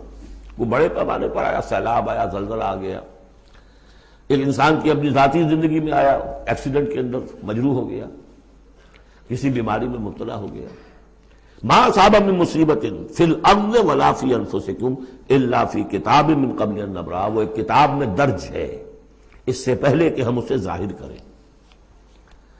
ان ذالک علی اللہ یسیر، یہ اللہ پر بہت آسان ہے۔ اللہ کا علم جو ہے اتنا محیط ہے ما کان و ما یکون کو، کہ جو کچھ ہونا ہے اس کے علم میں تو پہلے سے موجود ہے۔ تو تم اسے بڑا عجیب سمجھو گے، بہت مشکل سمجھو گے، اللہ پر یہ آسان ہے۔ یہ بات تمہیں کیوں بتا دی گئی؟ اس کا ایک نتیجہ نکلنا چاہیے، لِكَيْ لَا تَأْسَوْا عَلَىٰ مَا فَاتَكُمْ، تم افسوس نہ کیا کرو، مایوس نہ ہو جایا کرو اس چیز پر جو تمہارے ہاتھ سے جاتی رہے۔ حوادث سے، دنیا سے کوئی چیز اگر ہاتھ سے نکل گئی، موقع ہاتھ سے نکل گیا، اب بیٹھے پچھتا رہے ہیں، پیچ و تاب کھا رہے ہیں، میں اگر اس وقت یہ کام نہ کرتا، سیدھا چلا جاتا تو میرا کام بن جاتا، یہ نہ ہوتا، اس نے یہ کام رکاوٹ نہ ڈالی ہوتی تو یہ میرا کام بن جاتا۔ سوائے وہ پیچ و تاب کو کچھ حاصل نہیں، اور جسے یقین ہے کہ یہ ہونا ہی نہیں تھا میرے لیے، اللہ تعالیٰ کی طرف سے یہ شے طے نہیں تھی، بس بات ختم ہو گئی. اور اس کے میرے ہاتھ سے نکل جانے ہی میں کوئی خیر ہے. عسیٰ ان تحبوا شیئا وہو شر لکم وعسیٰ ان تکرہوا شیئا وہو خیر لکم واللہ یعلم وانتم لا تعلمون. میں تو جانتا نہیں، اللہ جانتا ہے. ما اصاب من مصیبت فی الارض ولا فی انفسکم الا فی کتاب من قبل ان نبرأها ان ذلک علی اللہ یسیر لکی لا تعصوا علی ما فاتکم ولا تفرحوا بما آتاکم. جو کچھ اللہ تمہیں دے دے اس پر اترایا مت کرو، اس لیے وہ بھی آزمائش ہے. جو دیا ہے تمہیں اس میں آزمائش ہے، اس کو اکاؤنٹ فال کرنا پڑے گا، وہ لائبلٹی ہے. آپ کو معلوم ہے بیلنس شیٹ جب بنتی ہے تو جو کیپٹل ہوتا ہے وہ لائبلٹیز کے کھاتے میں آتا ہے. اتنا مال تھا تمہارے پاس، اب بتاؤ نا کیا کیا تم نے اس میں.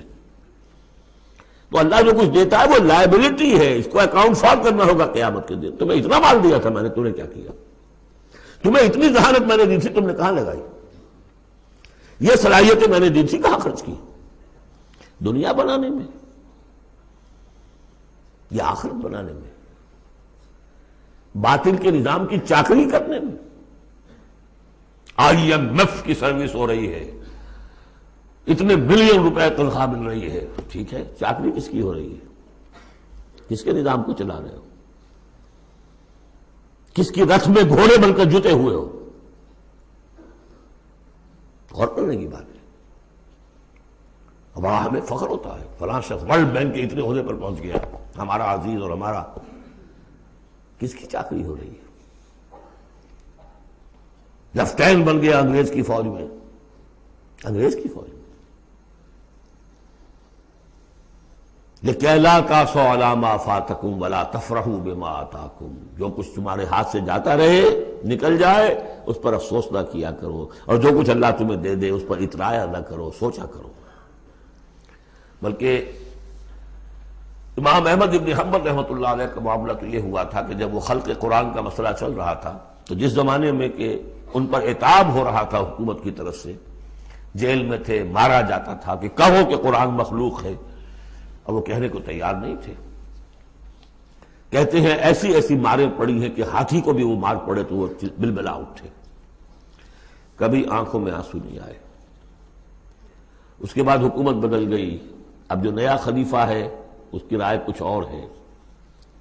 وہ اب خلق قرآن کا مسئلہ دفن ہو چکا. اب جو خلیفہ ہے اس کا ایلچی آیا ہے اشرفیوں کی کچھ تھیلیاں لے کر کے، یہ بادشاہ نے، خلیفہ نے آپ کے لیے بھیجی ہے. اب رو پڑے امام احمد بن حنبل، اے اللہ میں اس آزمائش کے قابل نہیں ہوں. یہ آزمائش بڑی سخت ہے. خطاب دے دے کر انگریزوں نے جو غداریاں کروائیں، پھر خطاب ملتے تھے نا، آنریری مجسٹریٹ بنتے تھے، لیکن کرتے کیا تھے؟ وہ اس قوم کے اندر انگریز کی اس حکومت کو چلانے اور اس کے پاؤں مضبوط کرنے اور جمانے کی جدوجہد. لِكَيْ لَا تَعْصَوْا عَلَىٰ مَا فَاتَكُمْ وَلَا تَفْرَحُوا بِمَا آتَاكُمْ وَاللَّهُ لَا يُحِبُّ كُلَّ مُخْتَالٍ فَخُورٍ. اللہ کو بالکل پسند نہیں ہے اترانے والے اور فخر کرنے والے. الَّذِينَ يَبْخَلُونَ. اور ظاہر بات ہے کہ جو مال کے اوپر اترائے گا وہ مال کو سنبھال کر رکھے گا، اسی کی بنیاد پر تو ہے اس کی اکڑ. الذین یبخلون ویامرون الناس بالبخل. جو خود بھی بخل سے کام لیتے ہیں اور لوگوں کو بھی بخل کا مشورہ دیتے ہیں کہ میاں ذرا ہاتھ روک کے رکھو، کیا کر رہے ہو؟ تم نے دونوں ہاتھ کھلے چھوڑ دیے ہیں، پتہ نہیں ہے تمہارے ہاں 4 بیٹیاں بھی ہیں، ان کے ہاتھ نیلے کرنے ہیں کہ نہیں؟ کہاں تم اللہ کے لیے اور اللہ کے دین کے لیے سب کچھ خرچ کرنے کے در پہ ہو گئے. وَمَن يَتَوَلَّ فَإِنَّ اللَّهَ هُوَ الْغَنِيُّ الْحَمِيدُ. اور جو کوئی رخ پھیر لے گا، منہ موڑ لے گا، تو اللہ تعالیٰ تو غنی ہے اور حمید ہے، اسے کسی کے احتیاج نہیں ہے، وہ ستودہ صفات ہے. اب آ گیا ہے کلائمیکس اس سورہ کا. یہ آج کے ہم مسلمانوں کے لیے قرآن مجید کی اہم ترین آیت ہے. دین کا کانسیپٹ ہمارا کیا ہے؟ حکومت انگریز کی ہوتی رہے، ہمیں کیا نمازیں پڑھنی، روزے رکھنے ہیں. بہت بڑے عالم نے انگریز کے دور میں کہا تھا ہمیں کوئی ایسا کام نہیں کرنا چاہیے جس سے انگریزوں کو، ہمارے حاکموں کو تشویش ہو، اس لیے کہ انہوں نے ہمیں مذہبی آزادی دی ہوئی ہے. ہمیں وہ روکتے ہی نہیں، نمازیں پڑھو، داڑیاں رکھو، روزے رکھو، حج کرو، انگریز روکتا نہیں. جس پر پھر علامہ اقبال نے پھپتی چست کی تھی کہ ملا کو جو ہے ہند میں سجدے کی اجازت، ناداں یہ سمجھتا ہے کہ اسلام ہے آزاد. اسلام کہاں آزاد ہے؟ کیا قرآن کا قانون نافذ ہے؟ وہاں تو قانون فوجداری ہند ہے، ضابطۂ دیوانی ہے ہند، ضابطۂ دیوانی ہے، ضابطۂ فوجداری کس کا؟ انگریز کا. کس کا قانون؟ اصل میں دین کا جو تصور تھا وہ ہمارا بگڑتا بگڑتا، تنگ ہوتا ہوتا، سکڑتا سکڑتا، پرورٹ ہوتا ہوا یہاں تک آ گیا ہے کہ چند ریچولز ہیں، چند رسومات ہیں، بس وہ دین ہے. باقی جو ہو سو ہو. یہاں ذرا اس آیت کو آپ دیکھیے. ایک تو یہ کہ اس اعتبار سے اہم ترین ہے کہ ہمارے اس تصور دین کو چیلنج کرنے والی، جھنجھوڑنے والی. دوسرا یہ کہ واقعہ یہ ہے کہ میں سمجھتا ہوں کہ پوری انسانی تاریخ میں ایسی ننگی اڑیاں انقلابی عبارت کہیں آپ کو نہ مل سکے جو اس ایک آیت میں ہے. اور ڈنکے کی چوٹ دھڑلنے کے ساتھ، ناٹ چیوئنگ دی ورڈز، کھل کر بات کی. غور کیجئے کہ حرف سمجھیے. لقد ارسلنا رسلنا بالبینات، ہم نے بھیجا اپنے رسولوں کو واضح نشانیوں کے ساتھ. وانزلنا معہم الکتاب والمیزان، اور ہم نے ان کے ساتھ کتاب اتاری، میزان اتاری. یہ سب کچھ کس لیے کیا؟ لیقوم الناس بالقسط، تاکہ لوگ عدل پر قائم ہوں. یہ قرآن اس لیے اتارا کہ اس کی قرآن خوانی کی مجلسیں ہو جائیں، یا قرات کی محفلیں ہو جائیں، یا خطاطی کی نمائشیں ہو جائیں. اللہ اللہ خیر سر. 40 من کا قرآن ہم نے لکھ لیا ہے سونے کے تاروں سے، بہت تیر مارا ہے. قرآن اس لیے نازل ہوا تھا، نظام کسی اور کا، قانون پہ راضی اوروں کے. مولانا ماہر القادری صاحب کا جو شعر تھا، یہ مجھ سے عقیدت کے دعوے، قانون پہ راضی اوروں کے، یوں بھی مجھے رسوا کرتے ہیں ویسے بھی رلایا جاتا ہوں. تو قرآن اس لیے تو نہیں ہے. قرآن تو آیا جو نظام لے کر آیا اسے قائم کرو، جو میزان لے کر آیا اسے نصب کرو، جو شریعت لے کر آیا اسے نافذ کرو. اگر یہ نہیں تو بابا پھر سب کہانیاں، عمرے کرتے رہو ہر سال، باقی سارا دھندا سودی کاروبار، دین دین جو ہے، بلڈنگیں بناؤ، ایش کرو، ہاں عمرہ کراؤ. گنگا نہا آیا جیسے ہندو پاک ہو گیا، ایسے عمرہ جو ہے کرائے پاک صاف ہو گیا. یہ ہے آپ کا دین، آج کا دین. غور کر لیجیے اس کو. نظام عدل و قسط. پھر ذرا نوٹ کیجیے، اب تو چونکہ ہم ترجمہ قرآن کرتے ہوئے کہاں تک، آخر تک پہنچ گئے. آل عمران میں فرمایا اللہ کیا ہے؟ قائما بالقسط. سورہ نساء میں فرمایا مسلمانوں تمہیں کس لیے ہم نے اٹھایا ہے؟ یا ایھا الذین آمنوا کونوا قوامین بالقسط شہداء للہ. عدل و انصاف کو قائم کرنے والے بن کر کھڑے ہو. سورہ مائدہ میں فرمایا یا ایھا الذین آمنوا کونوا قوامین للہ شہداء بالقسط. پھر سورہ شورى تو ابھی پڑھی ہم نے، زیادہ دور نہیں ہوئی. حضور سے کہا گیا کہ کہہ دو وَأُمِرْتُ لِأَعْدِلَ بَيْنَكُمْ، مجھے حکم ہوا ہے تمہارے مابین عدل قائم کروں. میں صرف واعظ کہنے نہیں آیا. اللہ الذی انزل الکتاب بالحق والمیزان، یہ بھی آیت سورہ شورى میں ہم پڑھ چکے ہیں. وہی کتاب اور میزان کا لفظ یہاں بھی آ گیا ہے. لقد ارسلنا رسلنا بالبینات وانزلنا معهم الکتاب والمیزان لیقوم الناس بالقسط. یہ عدل جو قرآن لے کر آیا یہ نظام عدل ہے، عدل و قسط ہے، اسے نافذ کرو. پھر وہ ہم پڑھ چکے سورہ مائدہ میں قل یا اہل الکتاب لستم علی شیء حتی تقیموا التوراۃ والانجیل وما انزل الیکم من ربکم. کہہ دیجئے نبی ان سے، اے کتاب والو تمہاری کوئی حیثیت نہیں ہے جب تک کہ تم قائم نہیں کرتے تورات کو اور انجیل کو اور جو کچھ تمہارے اوپر نازل کیا گیا تمہارے رب کی طرف سے.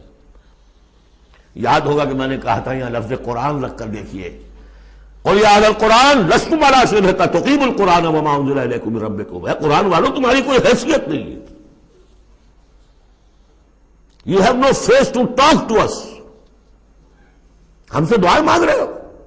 ہم تمہاری دعائیں تمہارے منہ پر دے کر مارتے ہیں۔ تم نے وہ قرآن نافذ کیا یا اس کی تلاوت کی؟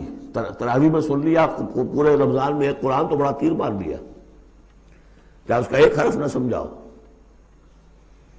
لقد ارسلنا رسلنا بالبینات وانزلنا معهم الکتاب والمیزان لیقوم الناس بالقسط، اور عدل کے راستے میں تو رکاوٹ ڈالیں گے وہ لوگ کہ جو ایکسپلائٹ کر رہے ہیں۔ جاگیردار کبھی چاہے گا کہ جاگیریں ختم ہو جائیں، وہ تو ٹیکس دینے کو تیار نہیں، آپ کہتے ہیں جاگیرداری ختم ہو جائے۔ ہاں کوئی ہو سکتا ہے ایسا بھی جاگیردار شریف النفس، کوئی سرمایہ دار ایسا ہو سکتا ہے شریف النفس، لیکن شاذ ہوگا وہ، کوئی ہوگا، اکثر و بیشتر تو نہیں ہوں گے۔ ابو بکر بھی ایمان لے آئے تھے، اونچے طبقے سے تھے، عثمان بھی ایمان لے آئے تھے، اونچے طبقے سے تھے، اکثر و بیشتر تو نہیں۔ اکثر و بیشتر تو ریزنٹ کریں گے، ریزسٹ کریں گے، اسٹیٹس کو چاہیں گے، وہ چاہیں گے نظام کے اندر کوئی تبدیلی نہ آئے۔ ہمارے اس کے ساتھ مفادات وابستہ ہیں، ہمارے انٹرسٹ ہیں، ویسٹڈ انٹرسٹ، ہمیں ان سے پریولیجز ملی ہوئی ہے اس نظام سے، نظام بدلے گا تو ہم گئے۔ ایسے لوگوں کی سرکوبی کے لیے ہم نے لوہا بھی اتارا ہے۔ وَأَنزَلْنَا الْحَدِيدَ فِيهِ بَأْسٌ شَدِيدٌ، ہم نے لوہا بھی اتارا ہے۔ یہی ایک ہی آیت چل رہی ہے، دوسری آیت نہیں ہے یہ۔ اس لیے میں نے کہا تھا کہ اڑیاں ترین یہ عبارت ہے کہ انقلاب کے لیے کچھ سر کچلنے پڑتے ہیں، ورنہ نہیں انقلابات، اور اس میں کوئی ریگریٹس نہیں ہے، اس میں کوئی معذرت نہیں ہے۔ جب یہ لوگ کہتے ہیں کہ وار فار پیس، اگر یہ کہتے ہیں کہ دنیا میں ہیومن رائٹس کے لیے ہم حملہ کر رہے ہیں، کیا مطلب ہے؟ تمہارا اپنا ایک تصور ہے، عدل انسانی کا ایک تصور ہے، اس کے لیے تم طاقت بھی استعمال کر رہے ہو، لوگوں کا گھیراؤ کر رہے ہو، انہیں آئسولیٹ کر رہے ہو، سینکشنز لگا رہے ہو۔ کیوں؟ کہ تمہاری مرضی کے مطابق نظام انہوں نے کیوں نہیں بنایا؟ تو اہل ایمان کو اللہ نے ایک نظام دیا ہے، وہ اللہ کا دیا ہوا نظام ہے، عدل و قسط پر مبنی ہے۔ اس نظام کو قائم کرنے کے لیے وہ اگر طاقت بھی ہوگا تو استعمال کریں گے۔ ہاں طاقت نہیں ہے تو ٹھیک ہے، پڑے ہوئے ہیں، اس میں یہ کہ طاقت فراہم کرو، دعوت دو، لوگ جمع ہوں، اس کے لیے تن من دھن لگانے کا عہد کریں، ان کی تربیت ہو۔ محمد رسول اللہ کیا کر رہے تھے مکے میں 12 برس تک؟ وہ آپ نے طاقت تیار کی ہے، وہ طاقت جو ہے پھر کوڑا بن گیا جب تو کوڑا دے کر مارا ہے باطل کے اوپر۔ بل نقذف بالحق علی الباطل فیدمغہ، ہم باطل کے اوپر حق کو مارتے ہیں جو اس کا بھیجا نکال دیتا ہے۔ فاذا ہوا زاہق، یہی ہوا۔ لیکن اس دوران میں، اس پروسیس میں اہل ایمان کو جانیں دینی پڑیں گی، تکلیفیں جھیلنی ہوگی، گھر بار چھوڑنے ہوں گے، جان و مال کے نقصانات برداشت کرنے ہوں گے۔ یہ ہے انقلابی عمل۔ وَأَنزَلْنَا الْحَدِيدَ فِيهِ بَأْسٌ شَدِيدٌ، ہم نے اتارا لوہا، اس میں بڑی جنگ کی صلاحیت ہے، ہتھیار بنتا ہے۔ وہ منافع للناس، لوگوں کے لیے کچھ اور منفعت بھی ہے۔ اصل میں تو یہ تلوار اور نیزے اور ڈھال کے لیے ہے، باقی یہ کہ چمٹا پھگنی اور توا بھی تم نے بنا لیے، چلو کوئی بات نہیں۔ اب تو وہ چمٹا پھگنی اور توے کا دور بھی گزر گیا۔ وَلِيَعْلَمَ اللَّهُ مَن يَنصُرُهُ وَرُسُلَهُ بِالْغَيْبِ، اللہ دیکھنا چاہتا ہے کہ کون ہے اس کے وہ وفادار بندے جو لوہے کی طاقت کو ہاتھ میں لے کر اللہ کی اور اس کے رسولوں کی مدد کرتے ہیں غیب میں ہونے کے باوجود۔ دین اللہ کا ہے، اور اسے غالب کرنے کے لیے جو اللہ کے بندے میدان میں آ گئے، گویا کہ وہ اللہ کے مددگار ہیں۔ یا ایھا الذین آمنوا کونوا انصار اللہ، اگرچہ دین نافذ کرنا اور قائم کرنا فرض منصبی محمد رسول اللہ کا ہے۔ هو الذی ارسل رسولہ بالہدی ودین الحق لیظہرہ علی الدین کلہ، جو ان کے انصار بن گئے، مددگار بن گئے، وہ اللہ کے مددگار، رسول کے مددگار۔ یہ مضمون جب آئے گا ابھی نکھر کر، اور اس ایک آیت کی شرح سمجھ لیجئے کہ جو سورہ صف میں آئے گی، اس لیے کہ یہ جو آیا ہے وہ یہ جمع کا صیغہ ہے، لقد ارسلنا رسلنا بالبینات، رسولوں کو بھیجا، اور تین چیزیں دے کر بھیجا، بینات، کتاب اور میزان۔ لقد ارسلنا رسلنا بالبینات ایک، وانزلنا معهم الکتاب نمبر 2، والمیزان نمبر 3، تاکہ عدل پر قائم ہو۔ حضور کے بارے میں اب آیت آئی، هو الذی ارسل رسولہ بالہدی ودین الحق، دے دو چیزیں دے کر بھیجا، تیسری نہیں۔ کیا مطلب؟ بینات اور الہدا ایک ہو گئے ہیں، کتاب اور معجزہ ایک ہو گئے، یہ قرآن ہی معجزہ ہے محمد رسول اللہ صلی اللہ علیہ وسلم کا۔ ریڈیوس ہو کر تین چیزیں محمد کے معاملے میں صلی اللہ علیہ وسلم دو رہ گئی ہیں۔ الہدا، اسی میں قانون ہے، کتاب ہے، اور یہی معجزہ ہے، محمد رسول اللہ کا معجزہ یہ ہے۔ ہاں، میزان مکمل ہو کر دین حق کی شکل اختیار کر چکی ہے، میزان عدل و قسط، اب دین حق۔ هو الذی ارسل رسولہ بالہدی ودین الحق لیظہرہ علی الدین کلہ ولو کرہ المشرکون۔ یہ سورہ صف کی مرکزی آیت ہے جو آگے آ جائے گی۔ لقد ارسلنا رسلنا بالبینات وانزلنا معهم الکتاب والمیزان لیقوم الناس بالقسط وانزلنا الحدید فیہ بأس شدید ومنافع للناس وَلِيَعْلَمَ اللَّهُ مَن يَنصُرُهُ وَرُسُلَهُ بِالْغَيْبِ إِنَّ اللَّهَ قَوِيٌّ عَزِيزٌ۔ یہ سورہ مبارکہ جو ہے ایک اعتبار سے مضمون تدریجاً ترقی کرتا ہوا کلائمیکس پر پہنچ گیا ہے، آیت نمبر 25 پر جو ہم نے پڑھ لی۔ اب ایک سمجھیے زمیمہ ہے اس میں، کبھی میں پہلے اینٹی کلائمیکس کا لفظ استعمال کرتا رہا، وہ مناسب نہیں ہے، زمیمہ ہے۔ زمیمہ کیا ہے؟ شیطان نے ایک اور چال چلی، جن لوگوں کے دلوں میں اللہ کی، رسول کی محبت بہت ہو گئی، آخرت کی طلب بھی ہو گئی، اور حقیقی ایمان اور صحیح جذبات، اس کا رخ موڑ دیا رہبانیت کی طرف۔ جاؤ خوب نفلیں پڑھو، خوب تپسیاں کرو، خوب عبادتیں کرو، دنیا کو چھوڑو، تاکہ دنیا میں ننگا ناچ ناچوں، اور جو اللہ کے ماننے والے وہ جا کر گپھاؤں میں اور پہاڑوں کی چوٹیوں پر اور غاروں میں جا کر تپسیاں کریں۔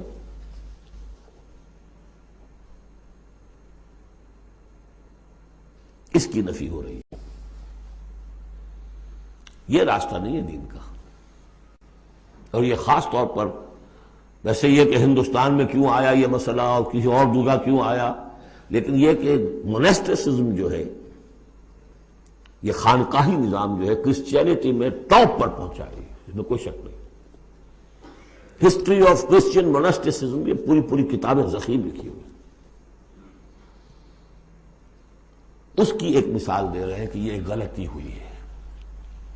مسلمان میں ایمان باللہ، ایمان بالآخرہ پیدا ہو تو وہ دنیا کی مجدھار میں رہ کر نظام کو صحیح کرے، نظام کو ٹھیک کرتے ہوئے بھوک بھی آئے گی برداشت کرے۔ مجرد روزے رکھ کے جو کچھ کرنا ہے تمہیں، وہ تم جہاد میں بھوک جھیلو، وہ پروڈکٹیو ہوگی، اس سے باطل اور ناانصافی کا خاتمہ ہوگا۔ اور تم کہیں خانقاہوں کے اندر روزے رکھ رہے ہوگے، اس سے دنیا کو کوئی فائدہ نہیں ہوگا۔ یہ زمین و آسمان کا فرق ہے، مونسٹسزم۔ یہی وجہ ہے کہ اسلام میں بھی جب بادشاہت آ گئی، ملوکیت کا جب آ گیا تو راستہ مڑ گیا، باقی اب جاؤ چلے کھینچو، خانقاہیں آباد کرو، راج کرے گا خالصہ، سلاطین ہوں گے، امراء ہوں گے، راج وہ کریں گے۔ ہاں، تمہاری خانقاہ کو ہم اتنے گاؤں دے دیتے ہیں، اس کی آمدنی تمہاری خانقاہ پر صرف ہوگی، جو تمہارے مرید وغیرہ آئیں اور وہاں لنگر چلتا رہے، اس کے لیے کھانا ہو جائے۔ لیکن یہ حکومت کے معاملات جو ہیں، ان کے بارے میں بات نہ کرنا۔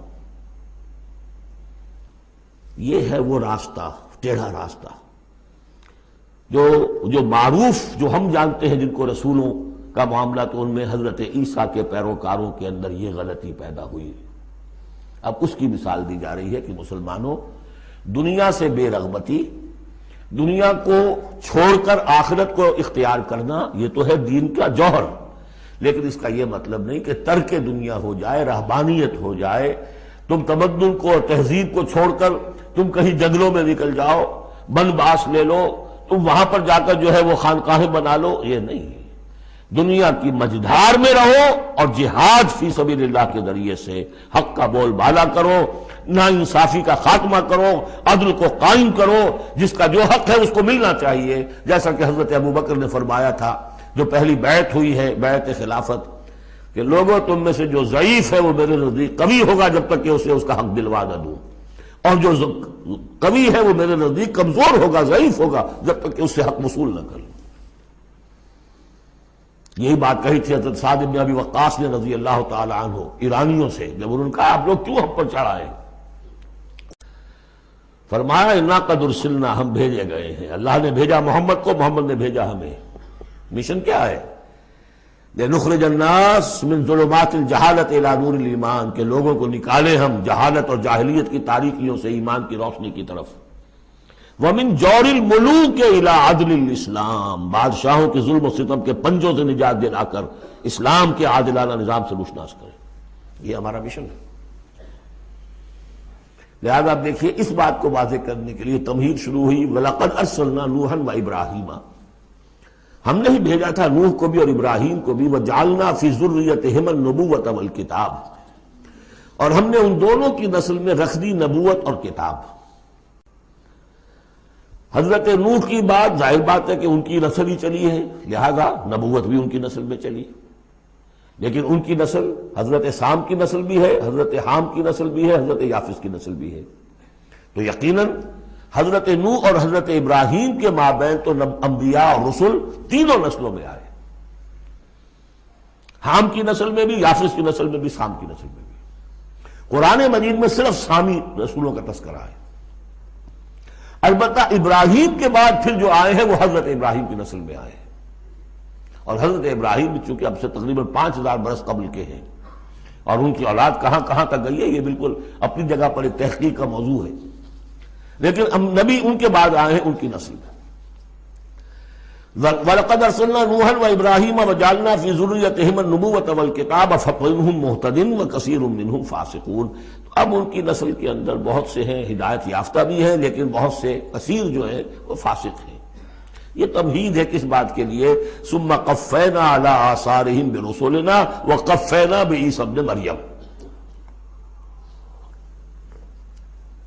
پھر ہم نے بھیجے ان کے پیچھے ان کے نقش قدم پر، آثارہم برسلنا، اپنے بہت سے رسول. وقفینا بعیسیٰ ابن مریم، اور پھر ہم نے بھیجا عیسیٰ ابن مریم کو. عیسیٰ ابن مریم کے تذکرے کے لیے یہ ساری تمہید ہے. وجعلنا فی ذریتہم وآتیناہ الانجیل، اور اسے ہم نے انجیل عطا فرمائی حضرت عیسیٰ ابن مریم کو. وجعلنا فی قلوب الذین اتبعوہ رأفۃ ورحمہ، اور ہم نے رکھ دیا، پیدا کر دیا ان لوگوں کے دل میں جنہوں نے اس کی پیروی کی بڑی نرمی اور رحمت. رافت اور رحمت، رافت کہتے ہیں اس کو کہ کسی کو تکلیف میں دیکھ کر آپ تڑپ اٹھیں، یہ رافت ہے. اور رحمت یہ ہے کہ آپ اب اس کے لیے اس تکلیف کے ازالے کے لیے کوئی کوشش کریں. گویا کہ یہ ایک جیسے کہ ہمارے ہاں وہ ریفلیکس ایکشن کا ایک سرکل ہے. ادھر کسی چیونٹی نے کاٹا، اس کا سارا تصور جو ہے یہاں پہنچ گیا دماغ میں، کسی چیز نے کاٹا، فوراً وہاں سے حکم آیا اور جو مسلز ہیں ان کو حکم ہوا اور ہاتھ جو ہم نے کھینچ لیا. انسٹنٹینیسلی یہ شے ہوتی ہے. اسی طریقے سے کسی کو دیکھا تکلیف میں اور خنجر چلے کسی پہ، تڑپتے ہیں ہم امیر، سارے جہاں کا درد ہمارے جگر میں ہے. اگر یہ شکل پیدا ہو جائے تو پھر آدمی اس کے نتیجے میں پھر جو بھی کچھ کر سکتا ہے کرتا ہے اس کے لیے. تو رافت اور رحمت یہ گویا کہ کمپلیمنٹری ہے. اللہ تعالیٰ فرما رہے کہ حضرت عیسیٰ کے جاننے والوں ماننے والوں کے دلوں میں یہ بات تو ہم نے پیدا کی ہے. خود تسلیم کر رہے ہیں وَجَعَلْنَا فِي قُلُوبِ الَّذِينَ اتَّبَعُوهُ رَأْفَةً وَرَحْمَةً. اس کی وجہ کیا ہے؟ حضرت عیسیٰ خود بہت رقیق القلب تھے، بہت نیک تھے. اس درجے ان کے اندر تھی کہ ایک چور کو دیکھا اپنی آنکھوں سے کہ چوری کر رہا ہے، اسے کہا کیا کر رہا ہے؟ چوری کر رہا ہے. اس نے کہا نہیں میں چوری تو نہیں کر رہا. اچھا بھائی میری آنکھ نے غلط دیکھا. حضرت عیسیٰ کی اپنا مزاج، ہر ایک کا اپنا مزاج ہے. لہذا وہی مزاج ان کے جو حواریین تھا ان کے اندر پیدا ہوا ہے، رافت، رحمت، رقت قلب، شفقت۔ لیکن یہ چیز اب شیطان نے اس کو موڑ دیا رہبانیت کی طرف، وَرَهْبَانِيَّةً ابْتَدَعُوهَا، رہبانیت کی بدعت انہوں نے ایجاد کی ہے۔ ایک شے تو ہم نے رکھی ان کے دل میں، رافت اور رحمت ہم نے رکھ دی۔ تو رافت اور رحمت تو بری شے نہیں ہے، خود حضور کے لیے لفظ سورہ توبہ کی آخری آیت میں آ چکا ہے، بالناس رؤوف الرحیم، بالمومنین رؤوف الرحیم، اہل ایمان کے حق میں آپ رؤوف بھی ہیں، رحیم بھی ہیں۔ رافت اور رحمت بری شے تو نہیں، لیکن اس کا جو رخ موڑا ہے شیطان نے، اس کو کہا بدعت، وَرَهْبَانِيَّةً ابْتَدَعُوهَا، رہبانیت کی بدعت انہوں نے ایجاد کر لی، مَا كَتَبْنَاهَا عَلَيْهِمْ، ہم نے تو وہ ان پر فرض نہیں کی تھی، إِلَّا ابْتِغَاءَ رِضْوَانِ اللَّهِ، ہم نے تو جو چیز فرض کی تھی وہ یہی تھی کہ اللہ کی رضا تلاش کرو۔ اللہ کی رضا تلاش کرنے میں ایک راستہ یہ ہے، نفس کشی، سیلف انہیلیشن، تپسیاں، ریاضتیں، رہبانیت، ترک دنیا، تجرد کی زندگی، شادی بیاہ نہیں کرنی، لیکن یہ غلط راستہ تھا۔ اللہ کی رضا کا راستہ کیا ہے؟ وَابْتَغُوا إِلَيْهِ السَّبِيلَ وَجَاهِدُوا فِي سَبِيلِ اللَّهِ بِأَمْوَالِكُمْ وَأَنفُسِكُمْ، یہ راستہ ہے جو اللہ چاہتا ہے، باطل کو بلیا بیٹ کرنے کے لیے، حق کو غالب کرنے کے لیے، ظلم کے خاتمے کے لیے، عدل و قسط کو قائم کرنے کے لیے۔ سختیاں جھیلو، تکلیفیں برداشت کرو، بھوک برداشت کرو، فاقے برداشت کرو، جان و مال کا نقصان برداشت کرو، یہ ہے کہ جو اللہ کی رضا جوئی کا راستہ ہے جو اللہ نے سکھایا ہے۔ ہاں شیطان نے موڑ دیا کہ ان کی نیکی اب تمدن سے مڑ کر ادھر چلی جائے، تاکہ یہاں تمدن کا میدان میرے لیے ننگا ناچ میں ناچوں، مجھے کچھ پوچھنے والا نہ ہو۔ فَآتَيْنَا الَّذِينَ فَمَا رَعَوْهَا حَقَّ رِعَایَتِهَا، پھر ایک اور دوہرا جو ان کے اوپر چارج شیٹ ایک اور ہے، پھر وہ رعایت بھی نہیں کر سکے اس کی جیسی کہ رعایت کرنی چاہیے تھی۔ ایک دفعہ آدمی طے کر لے میں ساری عمر شادی نہیں کروں گا، مجرد رہوں گا، یہ تو آسان ہے، اس کو نبھانا تو آسان نہیں ہے۔ اللہ نے انسان میں جنسی جذبہ رکھا ہوا ہے، نتیجہ کیا نکلا؟ وہ تو جو کتابیں میں نے بتایا ہے کہ یہ موٹی موٹی ضخیم کتابیں جو ہے ہسٹری آف کرسچین موناسٹسزم پر، ان میں پڑھ لیجیے اب کیا ہوتا تھا۔ کہنے کو راہب ہے اور راہبائیں ہیں، اور زنا ہو رہا ہے، حرامی بچوں کی پیدائش ہو رہی ہے، اور ان کے تہخانوں کے اندر قبریں بن رہی ہیں۔ وہ تہخانے جو ہوتے تھے راہب خانوں کے، وہ حرامی بچوں کے قبرستان ہوتے تھے۔ آخر فطرت کا راستہ ہے، دریا کے آگے آپ بند باندھیں گے کیا کریں گے؟ کوئی راستہ اس کا ایک اور بنائیے تو پھر بند باندھ سکتے ہیں نا، چلتے دریا میں کیسے بنا دیں گے؟ وہ اسلام نے راستہ دیا ہے، حلال راستہ ہے، جائز راستہ ہے، شادی کرو، اپنے جنسی جذبے کی تسکین کا سیدھا سامان جو ہے وہ تمہارے لیے موجود ہے۔ جہاں وہاں قدغن آ جائے گی، حرام خوری ہوگی، پانی کے آگے بہاؤ کرے تو پانی کہیں نہ کہیں سے راستہ نکال لے گا، یہی ہوا۔ وہ جمی سواگت ہو آج کی دنیا کی یا کوئی بھی ہو، پھر جو ان کے اسکینڈلز آتے ہیں، اور کون بچا ہوا ہے؟ شاذ کوئی ہوگا، اس لیے کہ خود وہ کہتے ہیں، انہی کا ایک آدمی ہے، شاہدہ شاہد من اہلہا، جب فرائیڈ جو ہے انہی کا آدمی وہ کہتا ہے کہ یہ سب سے زیادہ پوٹنٹ ہے موٹیو انسان کا، the most potent motive in human beings is sex. حالانکہ غلط ہے یہ، مغربی حکماء میں سے کسی کی نظر کہیں جم گئی، کسی کا کہیں جم گئی، مارکس کو پیٹ نظر آیا، معاشی جذبہ جو ہے انسان کا، اس کو سیکس نظر آیا، ایڈلر کو دی ارج ٹو ڈومینیٹ، تفوق، حب تفوق، یہ ساری چیزیں اپنی جگہ پر پارشل ٹروتھس ہیں، سب ٹھیک ہیں، لیکن بہرحال جو اتنا بڑا جذبہ ہے اس کے آگے آپ ایک غیر فطری اگر بند باندھیں گے تو اس کا نقصان کیا ہوگا؟ فما رعوها حق رعایتها، تو پھر وہ رعایت بھی نہ کر سکے، اس کی حفاظت نہ کر سکے، اس کا حق ادا نہ کر سکے، اس کو نبھا نہ سکے جیسا کہ نبھانے کا حق تھا۔ فآتینا الذین آمنوا منہم اجرہم، تو ان میں سے جو لوگ ایمان لے آئے، یعنی یہ کہ جو بھی مسلمان ہو گئے یہ بھی مانی ہے، یا اپنے اپنے زمانے میں حضور صلی اللہ علیہ وسلم سے کی بعثت سے پہلے جو لوگ بھی تھے صاحب ایمان ان میں، ان کے لیے ان کا اجر ہے۔ وَكَثِيرٌ مِّنْهُمْ فَاسِقُونَ، لیکن ان کی بھی اب اکثریت جو ہے فاسقوں پر مشتمل ہے۔ یا ایھا الذین آمنوا اتقوا اللہ وآمنوا برسولہ، اس کے دو مفہوم ہیں. ایک تو یا ایھا الذین آمنوا اہل ایمان، مسلمانوں سے خطاب ہے.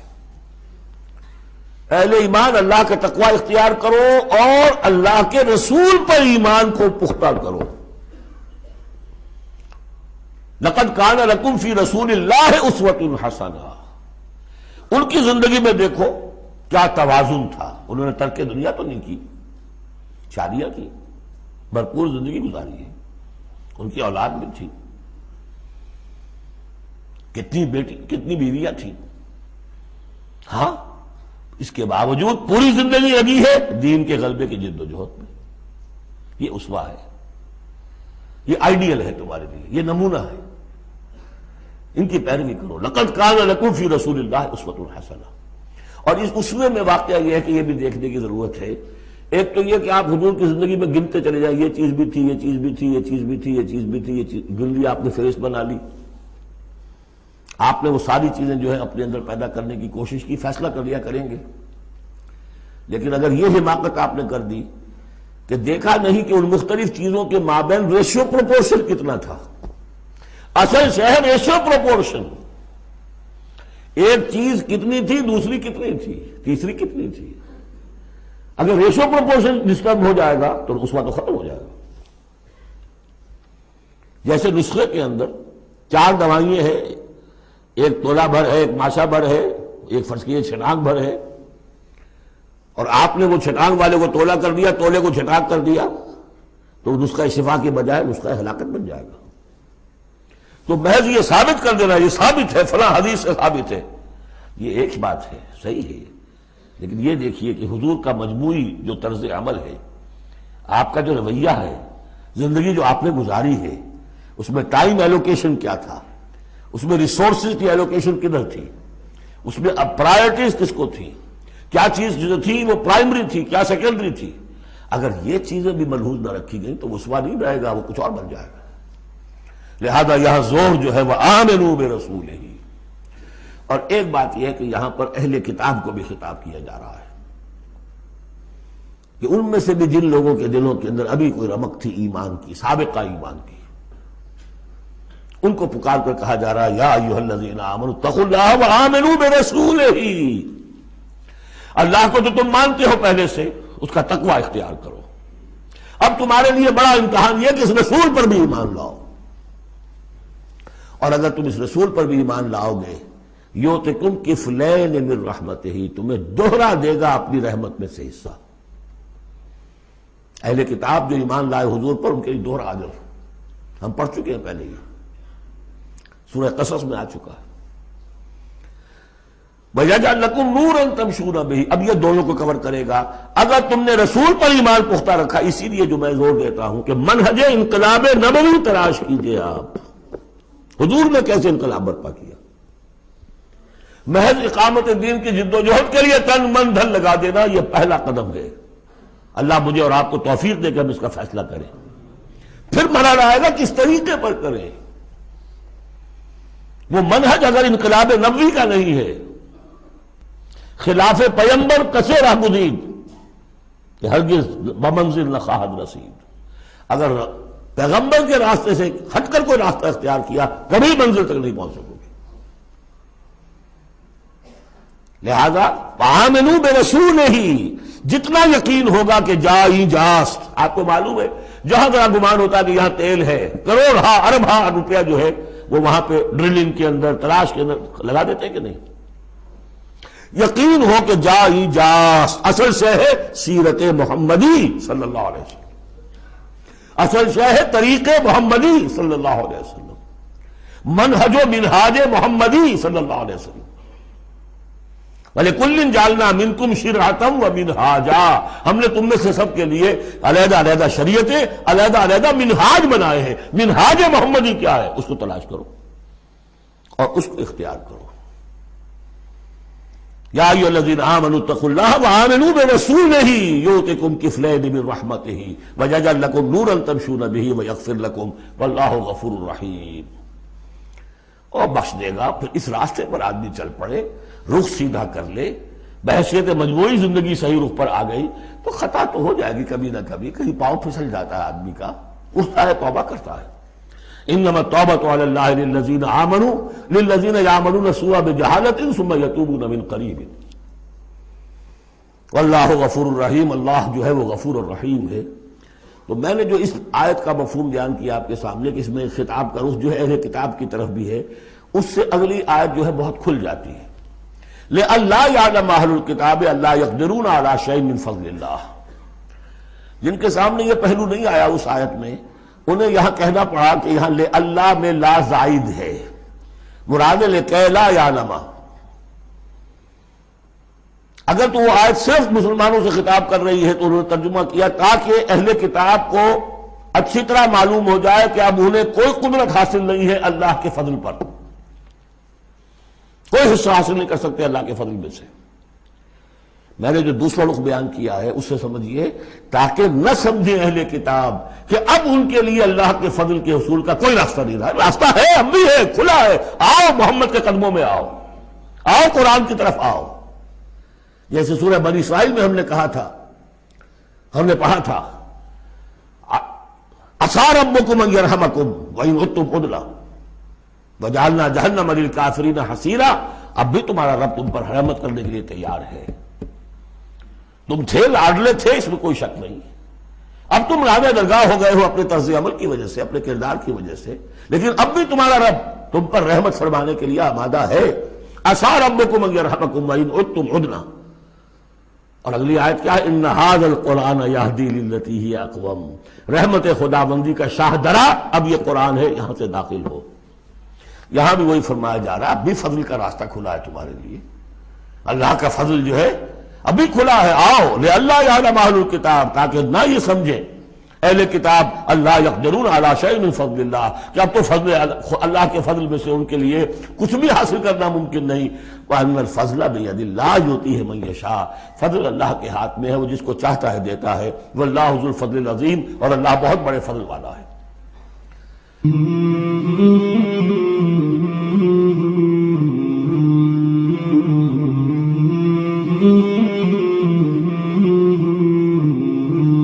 مولاي صل وسلم دائما أبدا على حبيبك خير الخلق كلهم، مولاي صل وسلم دائما أبدا على حبيبك خير الخلق كلهم، مولاي صل وسلم